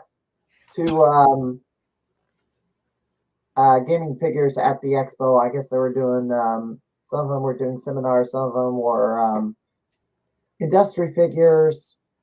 It's kind of just ran the gamut. Would you like to get one? It would be cool, but what would you put on such a thing? I'm just Gene. There's nothing superlative, nothing to gossip about, nothing really. You're the host of this Arcade Animals game show. And, you know, your dry description. I mean, there's 4,000 to 5,000 of these cards now. I think it got to 4,700 over the last weekend. That is cool. I'm on 2. I believe it. 11 years apart. Oh, here's my other one. This is my other one. This is card 4124. This is me when I was the reigning Goblin Ghost Gamer of the Year. This is my card from when I got the Nintendo Campus Challenge title. And Dude, my trophy. You rock. I'm obviously in the presence of greatness, and I think that's really cool. But yeah, you'll find. I guess the problem is, I've had so many times where I thought I was great. Hey, look at me, I'm monstrous, and I've been humbled every time. And if you look at it really badly, I was full of myself, and I deserved it. I should have been humbled. It happened. We're kind of happy it happened. So I still am egotistical quite often, but it's all in jest. And I see a picture of it occasionally in my youngest son, who will walk up and go, "Yes, I'm the guy, and you know it." And I'm like, "Yeah." So like I said, something like that would have to be foisted upon me. I don't know that I would drive to do it, because what would I say that someone else couldn't make a joke out of? Actually, that's not a bad idea, because I like to make a good joke, and I'd like people to laugh. So that's probably something to try to do. I guess I got to find something noteworthy, something amazing, spectacular to do that. Well, you're the host of this Wieners Arcade Animals, so there it is. Okay, cool. My job basically is to bring our players to the camera, to the audience, and I love it. And I don't know why, because in general I'm kind of an introvert and I try to stay away from people, but I'm an extroverted introvert. You're talking to 2 years of method acting. That built a shell around a guy who just generally didn't relate to people well. So, I should find out if Jeff Edwards has a trading card. Do it. But I don't know if he has. Actually, if somebody was worthy of a trading card, you're not going to like this. It's Scott. Scott Leftwich. would need to go on here. He would so rock on a card. I would so make that happen. I would steal a picture so you could have something to put on it. And he doesn't like taking pictures. Now I know, oh gosh, he's on my lap again. Cody has rejoined me. You have a nice, comfortable lap, and he's comfortable there. That's wonderful. Well, he also bites. He also takes bites too. I'm safe. The guy who was the host of Nick Arcade wanted to get his trading card, and he, I believe, got hooked up with Todd Freeman to get a trading card started, and I don't know if he got it yet or not, but it's Phil Moore. It's the guy's name. Yeah, he hosted a tournament at the Midwest Gaming Classic the last couple of years. I was in there. Did not win the grand prize again. Finished runner-up twice. That's frustrating. But, yeah, so if I get on Arcade Animals, I want to win it all because, you know, small victories have eluded me recently. I'm so sorry. Well, small victories in small tournaments, and it's like I'm not getting across the finish line, taking home the prize, and I'm frustrated. That's why I've been kind of griping about becoming stagnant and not winning more championships. Yes. And I didn't get to defend this belt last weekend. So well, it was due to a lack of battleground. That's nothing we can call you on. Okay. Lack of battleground. Now I'm gonna keep that under my hat, or keep that in my back pocket for further use. You're welcome to it. Like I said, I admire what you're doing. It's kind of fun. I'm intermittent, and I apologize. You'd think, hey man, do you do anything regularly? Yes, I wake up. Sometimes I go to sleep intentionally. Well, I kept you on the track. If there's any chance of you getting derailed, I was going to push you back onto the track. So never fear. Bless you. He's guys, I'm not joking. He's probably going to get off this podcast going, my God, keeping him on task is so difficult. I apologize. You didn't get off the train or you didn't fall off the tracks. So once. Well, I can follow you easily. You're fun to listen to and fun to talk with. I think that's my opinion. A bunch of stuff kind of rubbed off from the wrestling business, the promos and stuff. So yeah, I kind of had that kind of mindset since I filmed wrestling shows for years. And so I kind of know a bunch of crossover from the wrestling business and the video game industry has been happening. And of course, championship belts, for instance. I saw that. That's gorgeous. And we have nothing like that here. Not yet. But exactly. You started doing mystery game reveals, and I pretty much put it out made a comment that you gotta get your own Wieners and Losers tarp to pull and do these reveals. So Do You Know First was what was the most recent game put on the floor. Yes, sir. Actually, that's a fun game. I had never played it before. No joke. And I played it the first night it was revealed. Everybody would think that I know what's coming up next. Sometimes they live in the kitchen under a tarp for a month. And I won't go look. You don't have a vault. No, we don't. We don't have a vault. And in fact, repairs take place off campus. Yeah.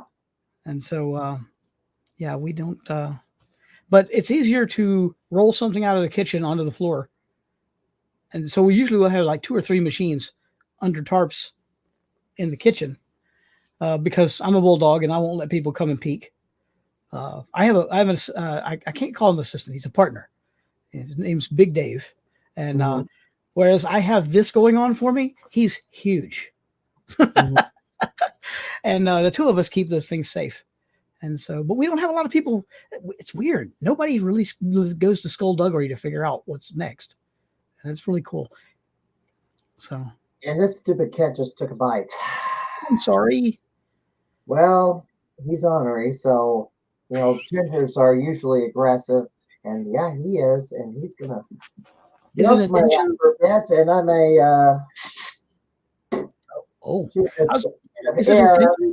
you're busy paying attention to me and not him, and so he's trying to get your attention.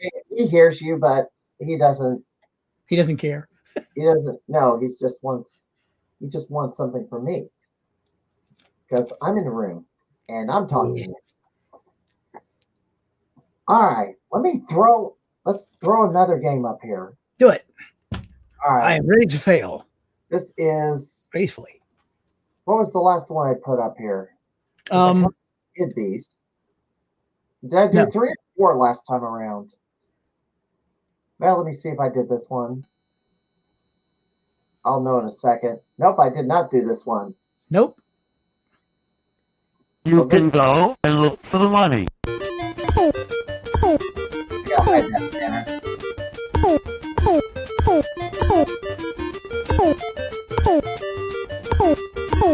Escape! Escape!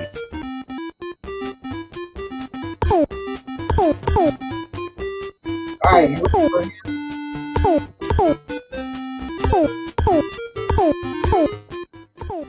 you ready for a hint? Gonna have to because I've never seen this game before in my life. I've only seen it once. Zachariah put this game out. And as he says this, I think it came out in 84.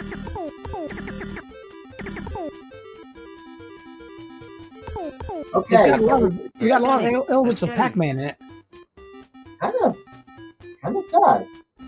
So here's your hint. Here's the multiple choice. Bank Panic, Escape! Escape! Money, Thief, or Lock and Chase. Money, I would have to think. That's correct. It is Money by Zachariah. Escape! Escape! Rare and obscure, yes. I've only saw this once. It was at a county fair. They, back in the 80s, Yes. county fairs had an arcade. None of that these days. What we have instead is gambling pilers. We still All these gambling machines. the Carolina Classic Fair has no gambling. We still have a tent with some video games in it and badly set up pinball games.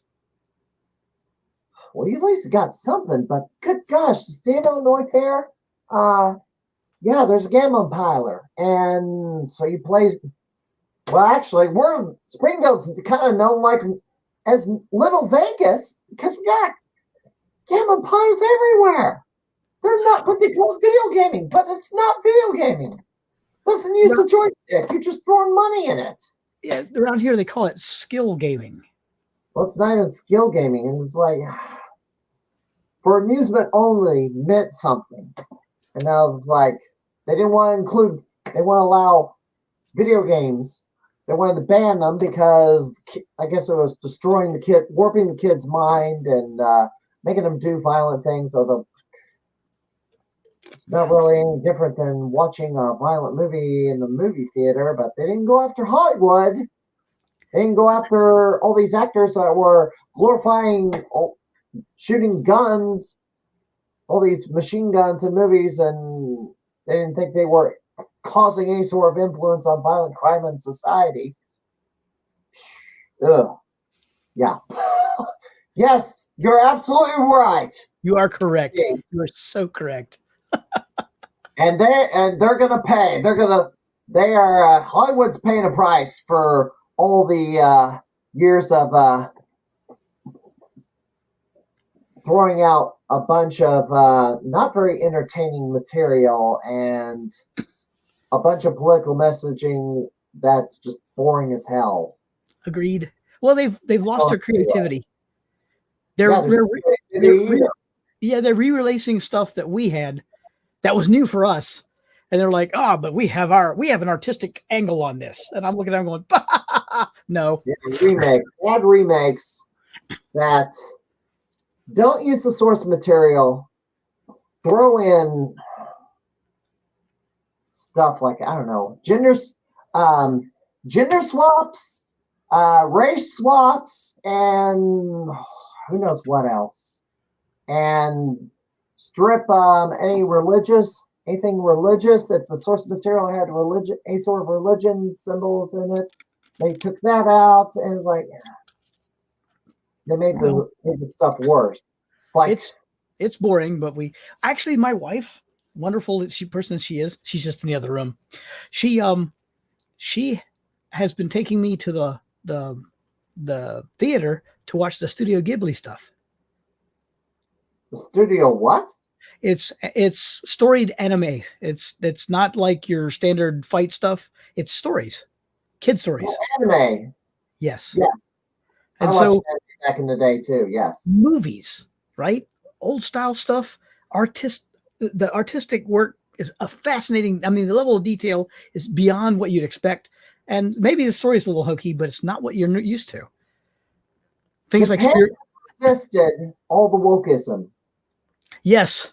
And they've been complaining hard about the westernization of their material and have been scoffing at what they've been doing. And they ended up like, we're not going to license this stuff to you because you're ruining it, ruining what the story we're telling. And they're right to do that. They are. It's sadly. But it's their right. Well, yeah, Japan is not going to give. You're not going to let some goofball ruin their creation because they think it's not telling the right story or right narrative. We're the bad actor in that case. We need to clean that up. Now 2 weeks. Well, actually, you can do it now because you can early vote. But handling it, I got that taken care of. Well, here's the next game. Let's see if you know this one. Yes.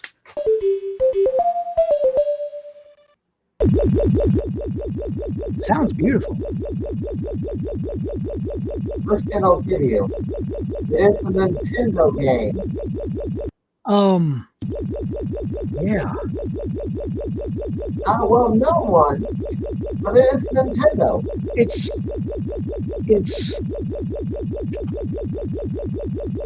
Shucks. I've got a copy of this. Oh, you do? Yes.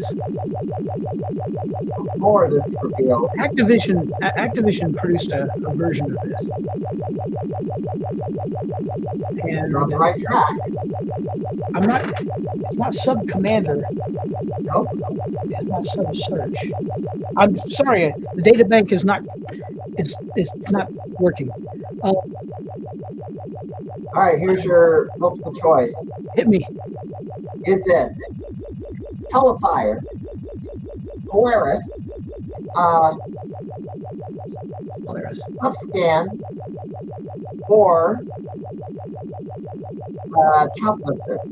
I think it's Polaris. I've played Choplifter. That ain't it. And the reason I say Polaris is because incorrect. Incorrect. It is Hellfire. Is it? It's a title game. This is Hellfire. It's not a well-known Nintendo game, but maybe I've got it under the wrong title, and I may have it under the wrong title. I can't swear to that. Let me see. Let me pull it up for you. Do it.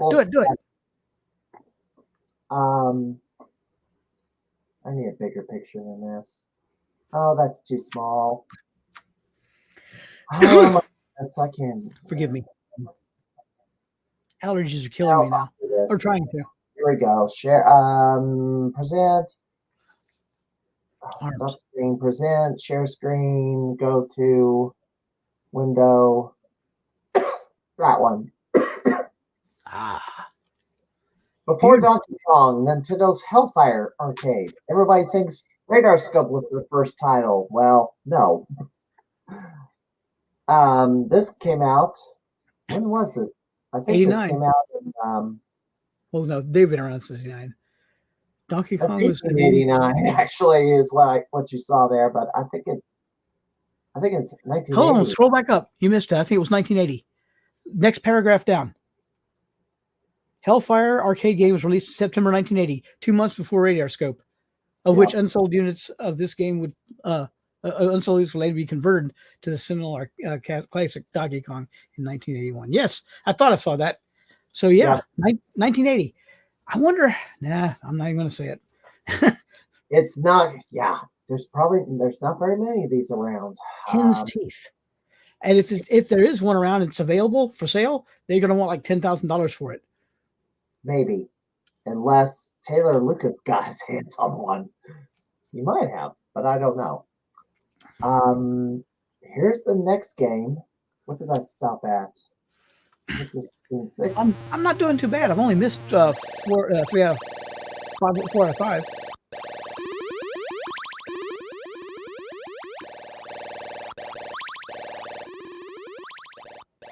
Well, this was at my Aladdin's Castle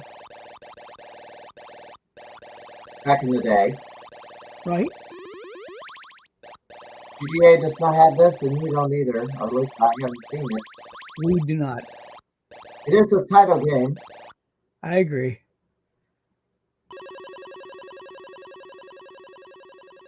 I don't know if I can do multiple choice on this one. Here's your other hint. The Atari 2600 prototype was called Elk Attack. I can't remember. I remember the action of the game because it works like a bullfrog. You shoot out your tongue and pull back across it, which is how you end up messing yourself up because you end up marooned in a place where you can't move fast, and they'll kill you. It was a programming exercise. Is that a yo-yo? No. Yeah. It is a yo-yo. So the correct response is the electric yo-yo. Okay, that makes sense. My apologies for not knowing it straight off, but you hit me in my memory. And I'm like, whoa, wait, no, I kind of remember this. That was a tough. Like Pac-Man and Solar Fox together. Simple to control, very difficult to master. Yes, this is another game you'd think GGA would have found a copy of, but they have not yet. And I don't know of an arcade that has it. You know what? I should see if anybody has it. Because I think only the electric yo-yo. Does anybody have this? No, they don't. I had to add this game myself. Anyway, here's the last thing I have. Do you have one? Do I have electric yo-yo? No. Drat. No, I don't know if I haven't encountered one. Let's see. This is the last one. All right.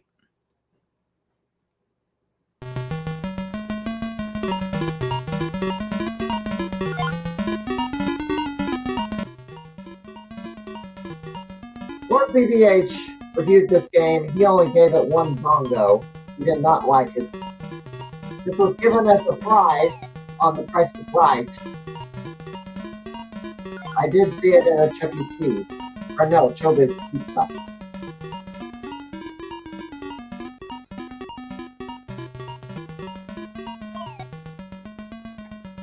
I believe this was a Century game. I have never seen this thing or its like before in my life that I can recall. So, remember, I have a faulty memory, but I recognize the 12-bar blues that he's riffing on, but I don't know. Yeah, I'm trying to fathom who the main character is. The guy with the pink hat. Okay. He looks like an octopus. Well, no, it's kind of sort of like the guy from Walk and Chase, but it's not Walk and Chase. I don't know if I can come up with a multiple choice on this one either, but this correct response is Roundup. Roundup? Yes, by Century. That is fantastic. I did not make this easy. Because, What's the matter? Well, hang on. That's a pretty serious charge there, Hoss Wilder.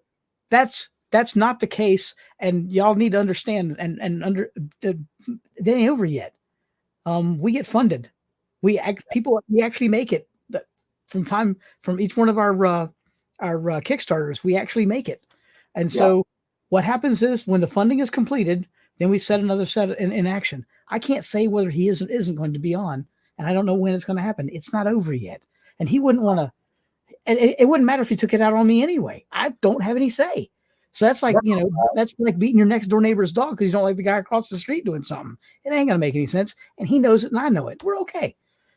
It's pleasant to see you. Scott would probably say something similar. It's like he does. he may pick the contestants. It might be Scott's decision. I don't know. He doesn't do any of those things alone. Yeah. He's always got a guardian angel to help him make the decisions, and that's fantastic. And he doesn't have a vengeful bone in his body, so it's not because someone has something against you. You're okay. It's just because it hasn't happened yet.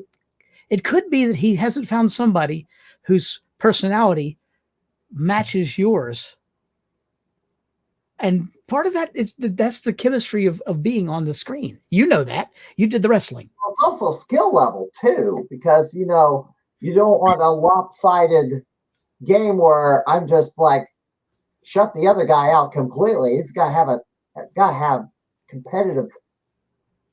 Kind of like I'd have to be paired up against another former Gamer of the Year, which I do have battles with former Gamers of the Year.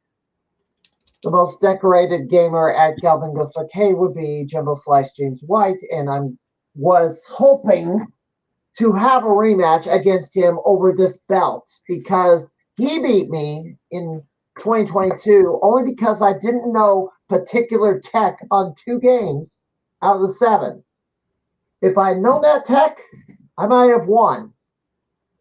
So, we did have a rematch at C2E2 in Chicago.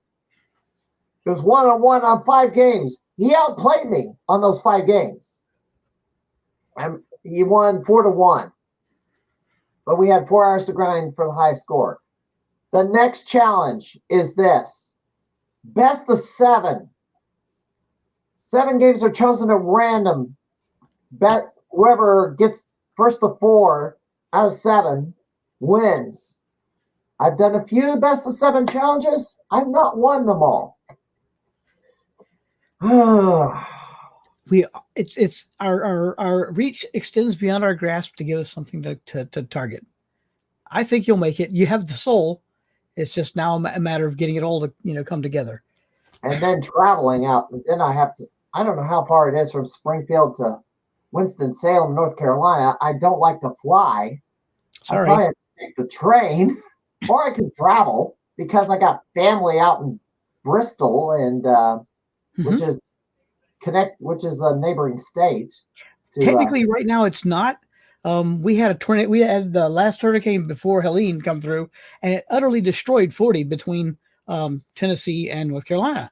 And by utterly destroyed, I mean, yeah, it's closed. That corridor is closed for about a year to a year and a half. Oh, however, a bridge that just got rammed and then fell into the river. You could always pop in South Carolina and come up.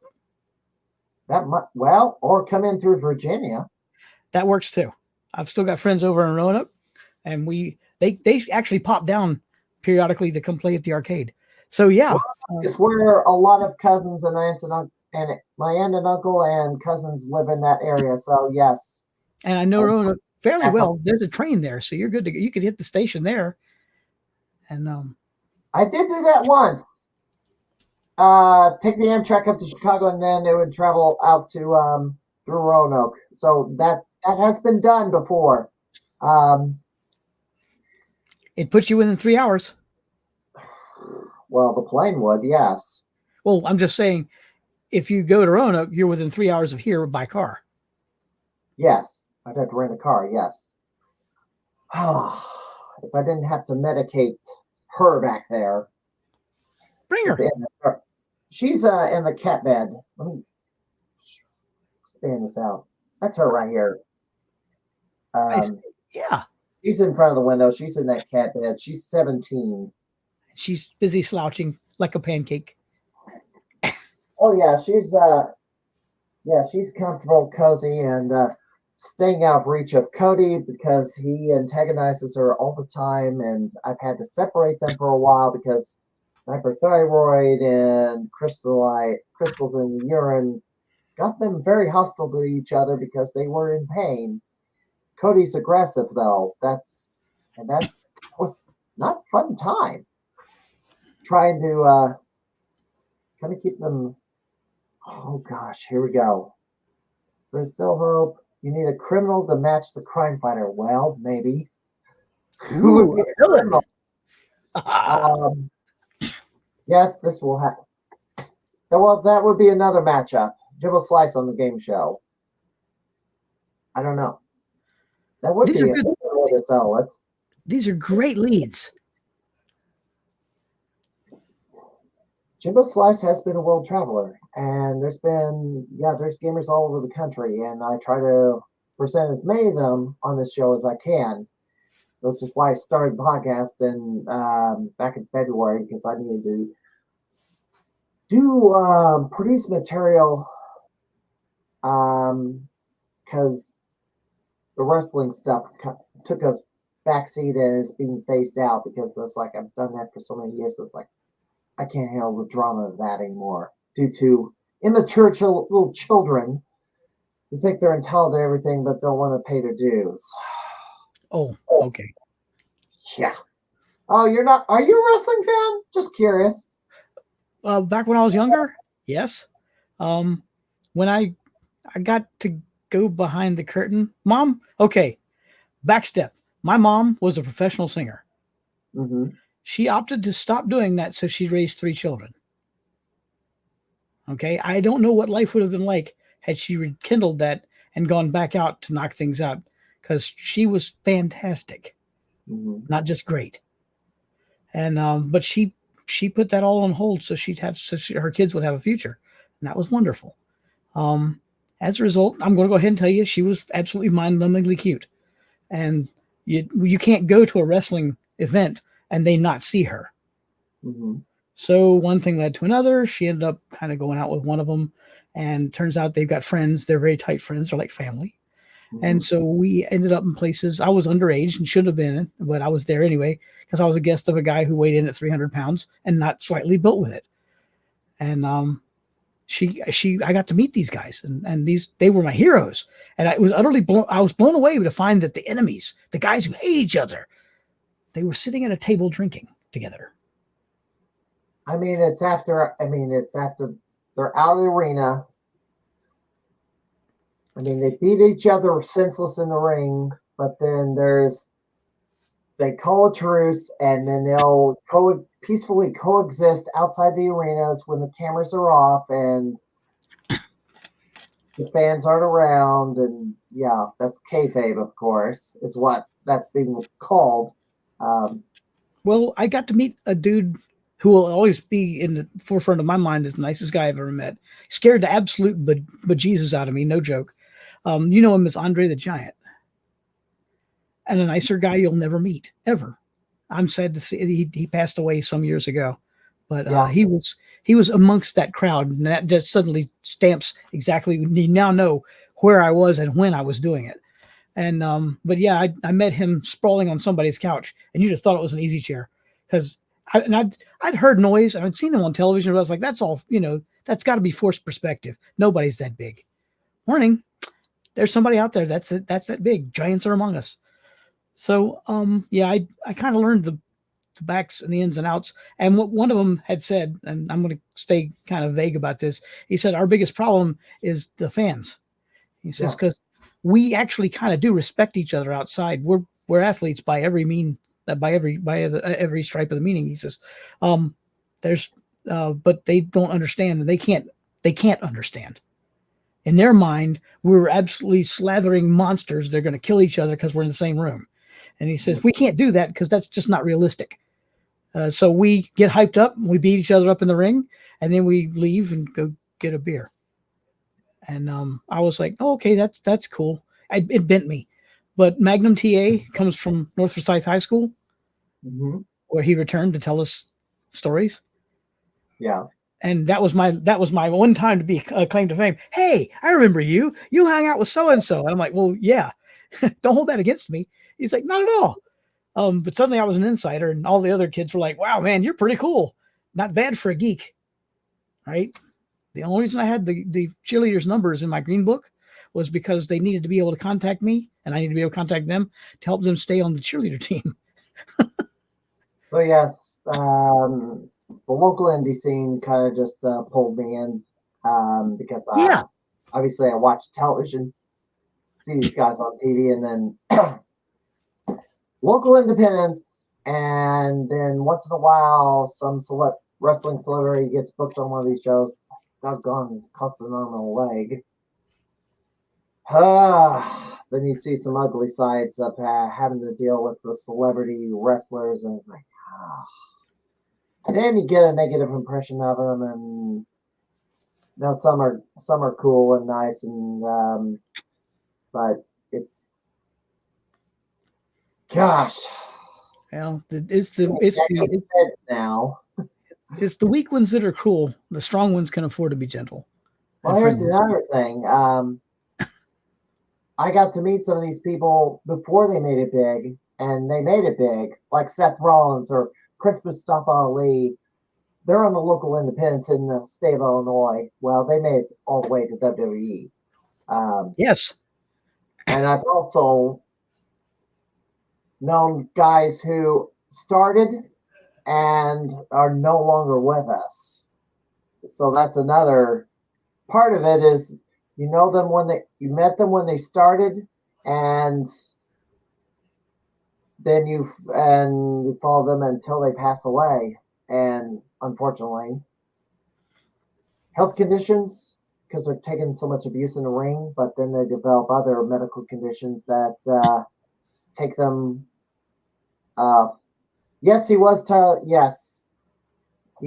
Black before I knew him. Yes, and even although just after he renamed himself from Gix, Gixx, renamed himself.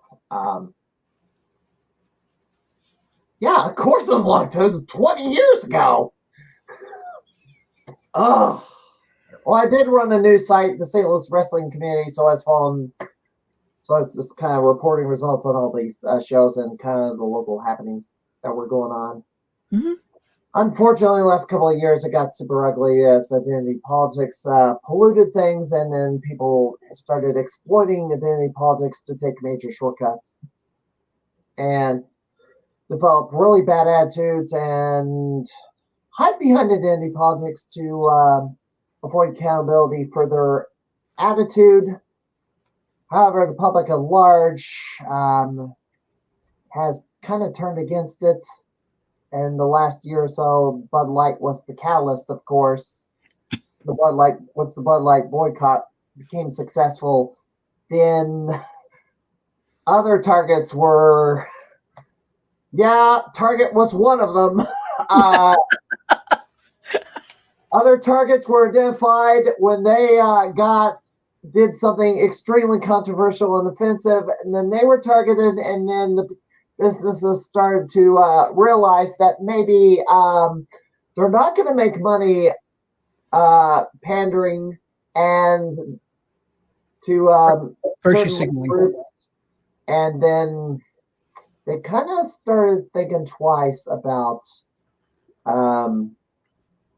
doing all this stuff. Is just when they went off target from what they're supposed to do: promote their product, sell their product. No, be convenient to the biggest audience possible, to a general audience, not make it for one particular minor subset, which is foolish. It should be for everybody, not for a very small number of people, which is why gaming needs to stay that way. Yes. Gaming is for everybody. It's not for some little group that calls itself or has been deemed the modern audience, which is why so many modern games have flopped. Which I don't care for modern gaming so much. I like the classics. The 8 and 16-bit eras was what I like to play, not the latest and greatest or mediocre. I don't know. I've been impressed by some of the later model stuff recently. It's blown my mind. But then again, we're talking about different types of games entirely. Yeah, and it's different eras because, arcade games are still being made. Yes. You can go into a Dave & Buster's or Tilted 10 or where else?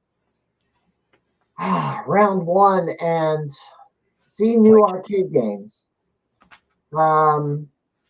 Namco has re-released the classics on Pac-Man's Pixel Blast and the arcade one-ups with Pac-Man, and unfortunately, lately, I don't even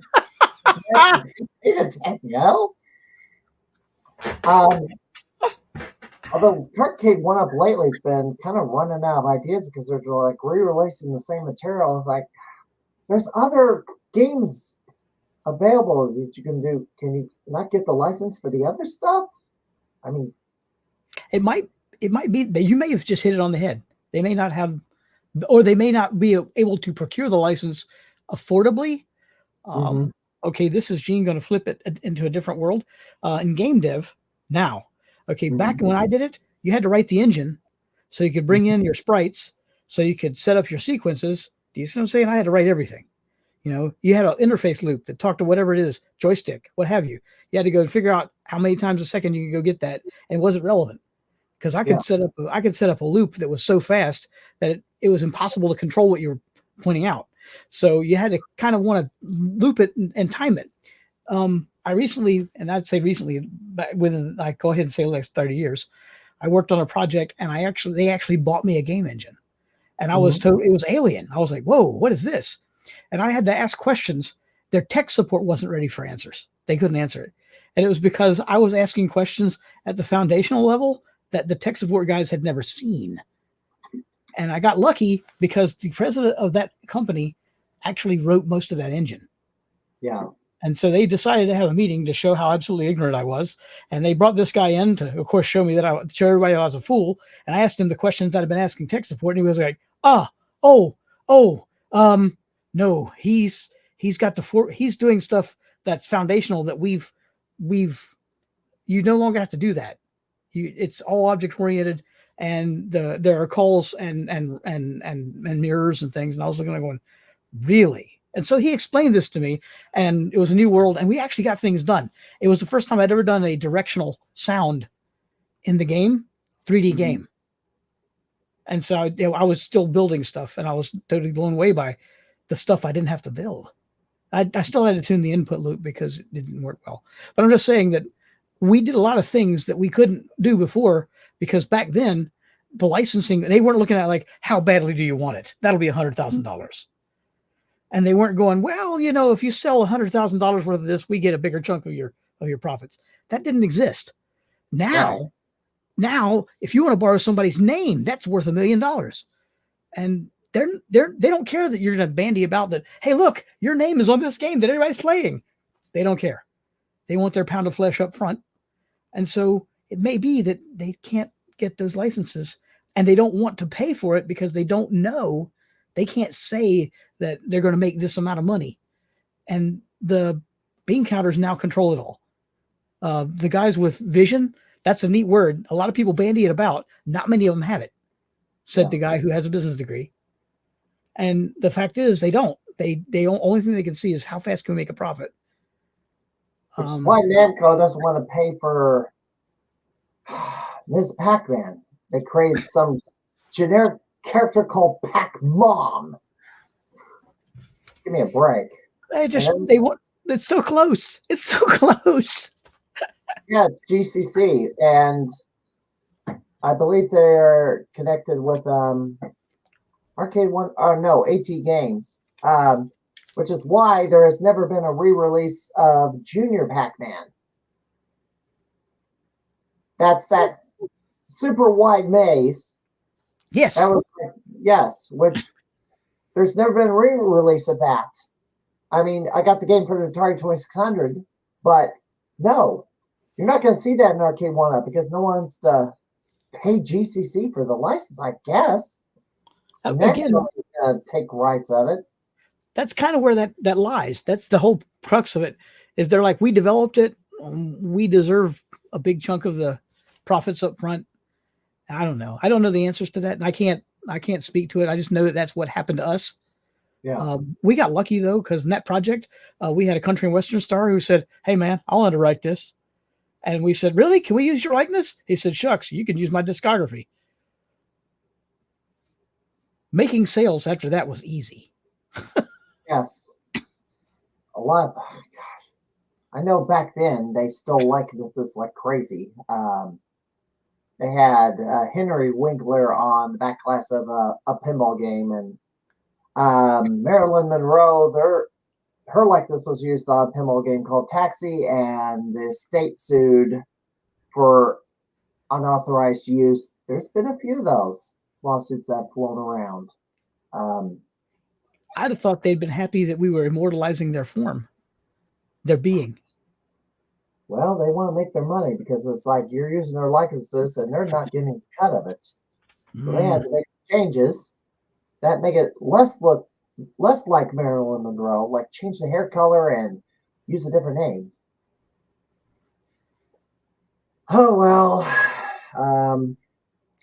All right. We're at the end. I believe we're going to wrap this up now. Okay. Any future goals you have? Goals. Future goals in the gaming scene. I want to enjoy myself and help other people have fun. I don't have any real heavy goals. I don't have like championships I want to hit.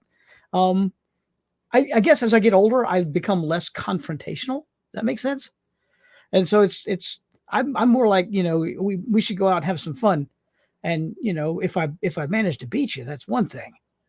And me, I'd turn around and say, hey man, it's just luck.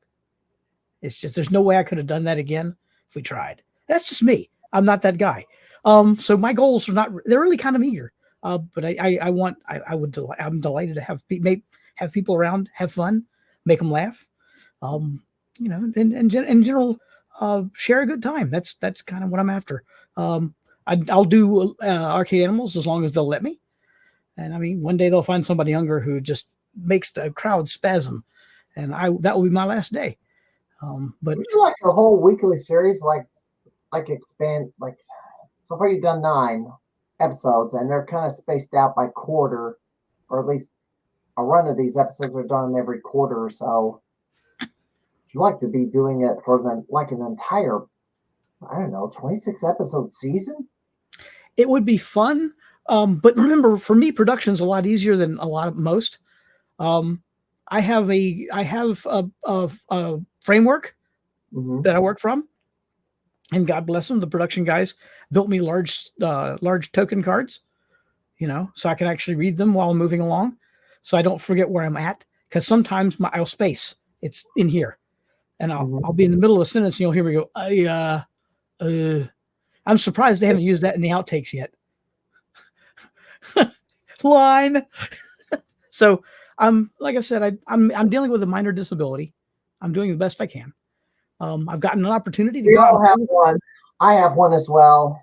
I feel your pain. I didn't have the full diagnosis. I didn't have it officially. Find out that I officially had it until I was like 52 years old, and that was after a crisis happened. I'm sorry. And it was all wrestling. What a shock. Oh my God. There we go. So something had to push it over the edge. Something did push me over the edge. Drama pushed me over the edge. Spoiled little kids. You're handling things very well, I must say. I've recovered, but I'm not all the way there. I wish I still could have a relapse at any point. And I'll be careful. Some drama happens, and then I just like, she's a calico. My heart thinks, yes, she's learning behind here. Yes. Oh, she gonna join us. Come here, you. Are you going to join me? There she is. This little goofball. She's beautiful. Yes, she was my grandmother's cat. She lived with my grandma the last year of her after Grandpa passed away. She was brought in as a Christmas gift to my grandmother to live with my grandmother. Unfortunately, my grandma passed away like 2 years later, and so I ended up with her. My condolences. She moved in with me because my mom already had another cat, and she was a bit antagonistic to him, but because she still had kitten in her, and this other cat was just like a bit overweight. He was overweight and he was not really super playful. He's very docile. And there's 2 dogs in the house too, so dachshunds. But she got along with the dachshunds. It's just that there's 4 animals in the house, and she wanted to. I wanted to adopt a cat again, so that's what happened. Cody came along. He was a tree. He was a rescue from a tree. I wasn't looking to have another cat, but he had to go somewhere. So good on you. Well, thank you for having me out. I want to. So we had a question in chat. Hey, we covered this early on. Yes. Go ahead and give the answer again. Yes, he's one of my heroes. I want badly to treat people as nicely and as decently as he did. Mm-hmm. I never saw him get cross. I never saw him. He's never called anyone stupid. He's never gotten down on anybody. And I thought if anybody could do that again, let that be me. That would be fun. And so as a result, sometimes I get ribbed off camera. Man, you really could have. And I'm like, no, you don't want to heap coals on their heads. They're having bad enough time as it is. And they're beating themselves up. And because they're like, I failed. Oh, I didn't get the score I wanted. Oh, I'm like, stop being disappointed. You played well and everybody's going to be really happy. And you were a good sport. I mean, come on, don't do that to yourself. And so that's kind of I've been there. I know what depression is like. I know what it's like I know what it's like to feel like you're alone because everybody's busy avoiding you or busy, making fun of you. I've been there. High school is not the best place in the world to discover some of the things I discovered. So I will never do that to another human being as long as I live. Bob Barker was, like I said, one of my heroes. I've heard people call him oatmeal. I've heard people say how many times he missed opportunities to do, but I'm like, that wasn't his career. His career was to bring the game to you and bring the players to you and did a wonderful job. That's what I will do. There's my goal. I'm going to bring the game to you. As a cartoon character. Yep. Spayed and neutered. Yeah, well, mine are spayed and neutered. Yes. Yep. But I was going to say before we go, I want to appreciate you having me. I appreciate you having me out here, and it was fun to hang out with you. You're awesome, and I'm sorry I didn't do better in your flipboards. I didn't expect you to breeze through these at all. I don't know if Scott would have fared any better. I can't say. He's got the knowledge of some amazing esoterica, and he surprises me sometimes. So maybe if an opportunity comes again, and I understand he was supposed to be here tonight with me, that would have been awesome. Yeah, he had a family situation going on, so he couldn't be here. Yeah. And I don't know the nature of that. He texted me and said, "Hey man, having a family emergency. Can you handle this?" And I was like, "Oh, I can try." I'm not a big channel, so I'm not gonna give somebody stage fright. Well, for me, it's not. I kind of think you're a cool dude, and I appreciate you taking the time. I just thank you. All right, Gene Moody. Thank you. Host of Arcade Annals. LongLiveThe80s.com is the website for the AirBnB. Winners and losers, and yes. Catch us on Facebook. Feel free to get you an invite. Come on out. If you don't find me at the front door, you will find me in the snack bar. And it is on YouTube, all 9 episodes. If you haven't watched them, you better go watch them. If you have not auditioned for the show, you can call that number at any point, leave a voicemail, cut your best promo. I know this time around it was like every episode had 3 promos, and it was like it cut down to 2, and then almost every person that got a promo in got on the show, which was kind of interesting. He picks the promos based on individuals already in the list. So I just submitted it just after finding out about it, and it's like I got in. So I don't know. Maybe I have a chance to get on the show. I don't know. Maybe you do. And that's what I've been saying all along. I don't know. I think you might stand a great chance. And now that I've talked to you, which is something I couldn't do before, I have a better idea of kind of what I'm looking at, and I'll explain it to Scott, of course, and he'll take it to the board or whoever it is that does that make the decision. We'll see what happens. But I got more information now than ever. I gotta get a good opponent and not somebody, not a slouch. I need because it's gotta be. I mean, people are gonna be watching the episode for entertainment, and they're not, let's say, not for a total squash. They want to see a competitive match. So I promise you, we have legends as well. All right. Oh yes, I know. Sliceman needs to. Well, maybe Slice can be. He needs to call that number and leave a promo. And be emotive. Be emotive. Well, I wrote what before I called the number, I wrote out what I was going to say. And you did a good job. And just read what I was going to say and kind of just did a little. The only thing you didn't do was growl. Like I was cutting a promo in front of a TV camera. Yes. That's what you have to do. And you're most likely going to get used if you do that. That's why I won this silly. That's not a silly thing, but I won this. Yes. This is the Play Wars Tournament Best Promo Award this year. So, congratulations. Thank you. All right, Gene. Anything else? Nope. I'm totally silent. This is Katie4DLB. I'm silent and gone. All right. Have a good night. And you too. Thank you. All right. That was Gene Moody of Winners and Losers Arcade Animals. And we are going to rate a channel. I do need to bring up a few items before we get out of here. Now I got to share that daggone screen again. Where did I put it? Here we go. Okay. A little bit of an update. So the game of the month in Arcade Wars is Zaxxon. Right now we have the lead. Pretty surprised on that one. Thanks to Jambo Slice, who put in a 300,000 score on Zaxxon.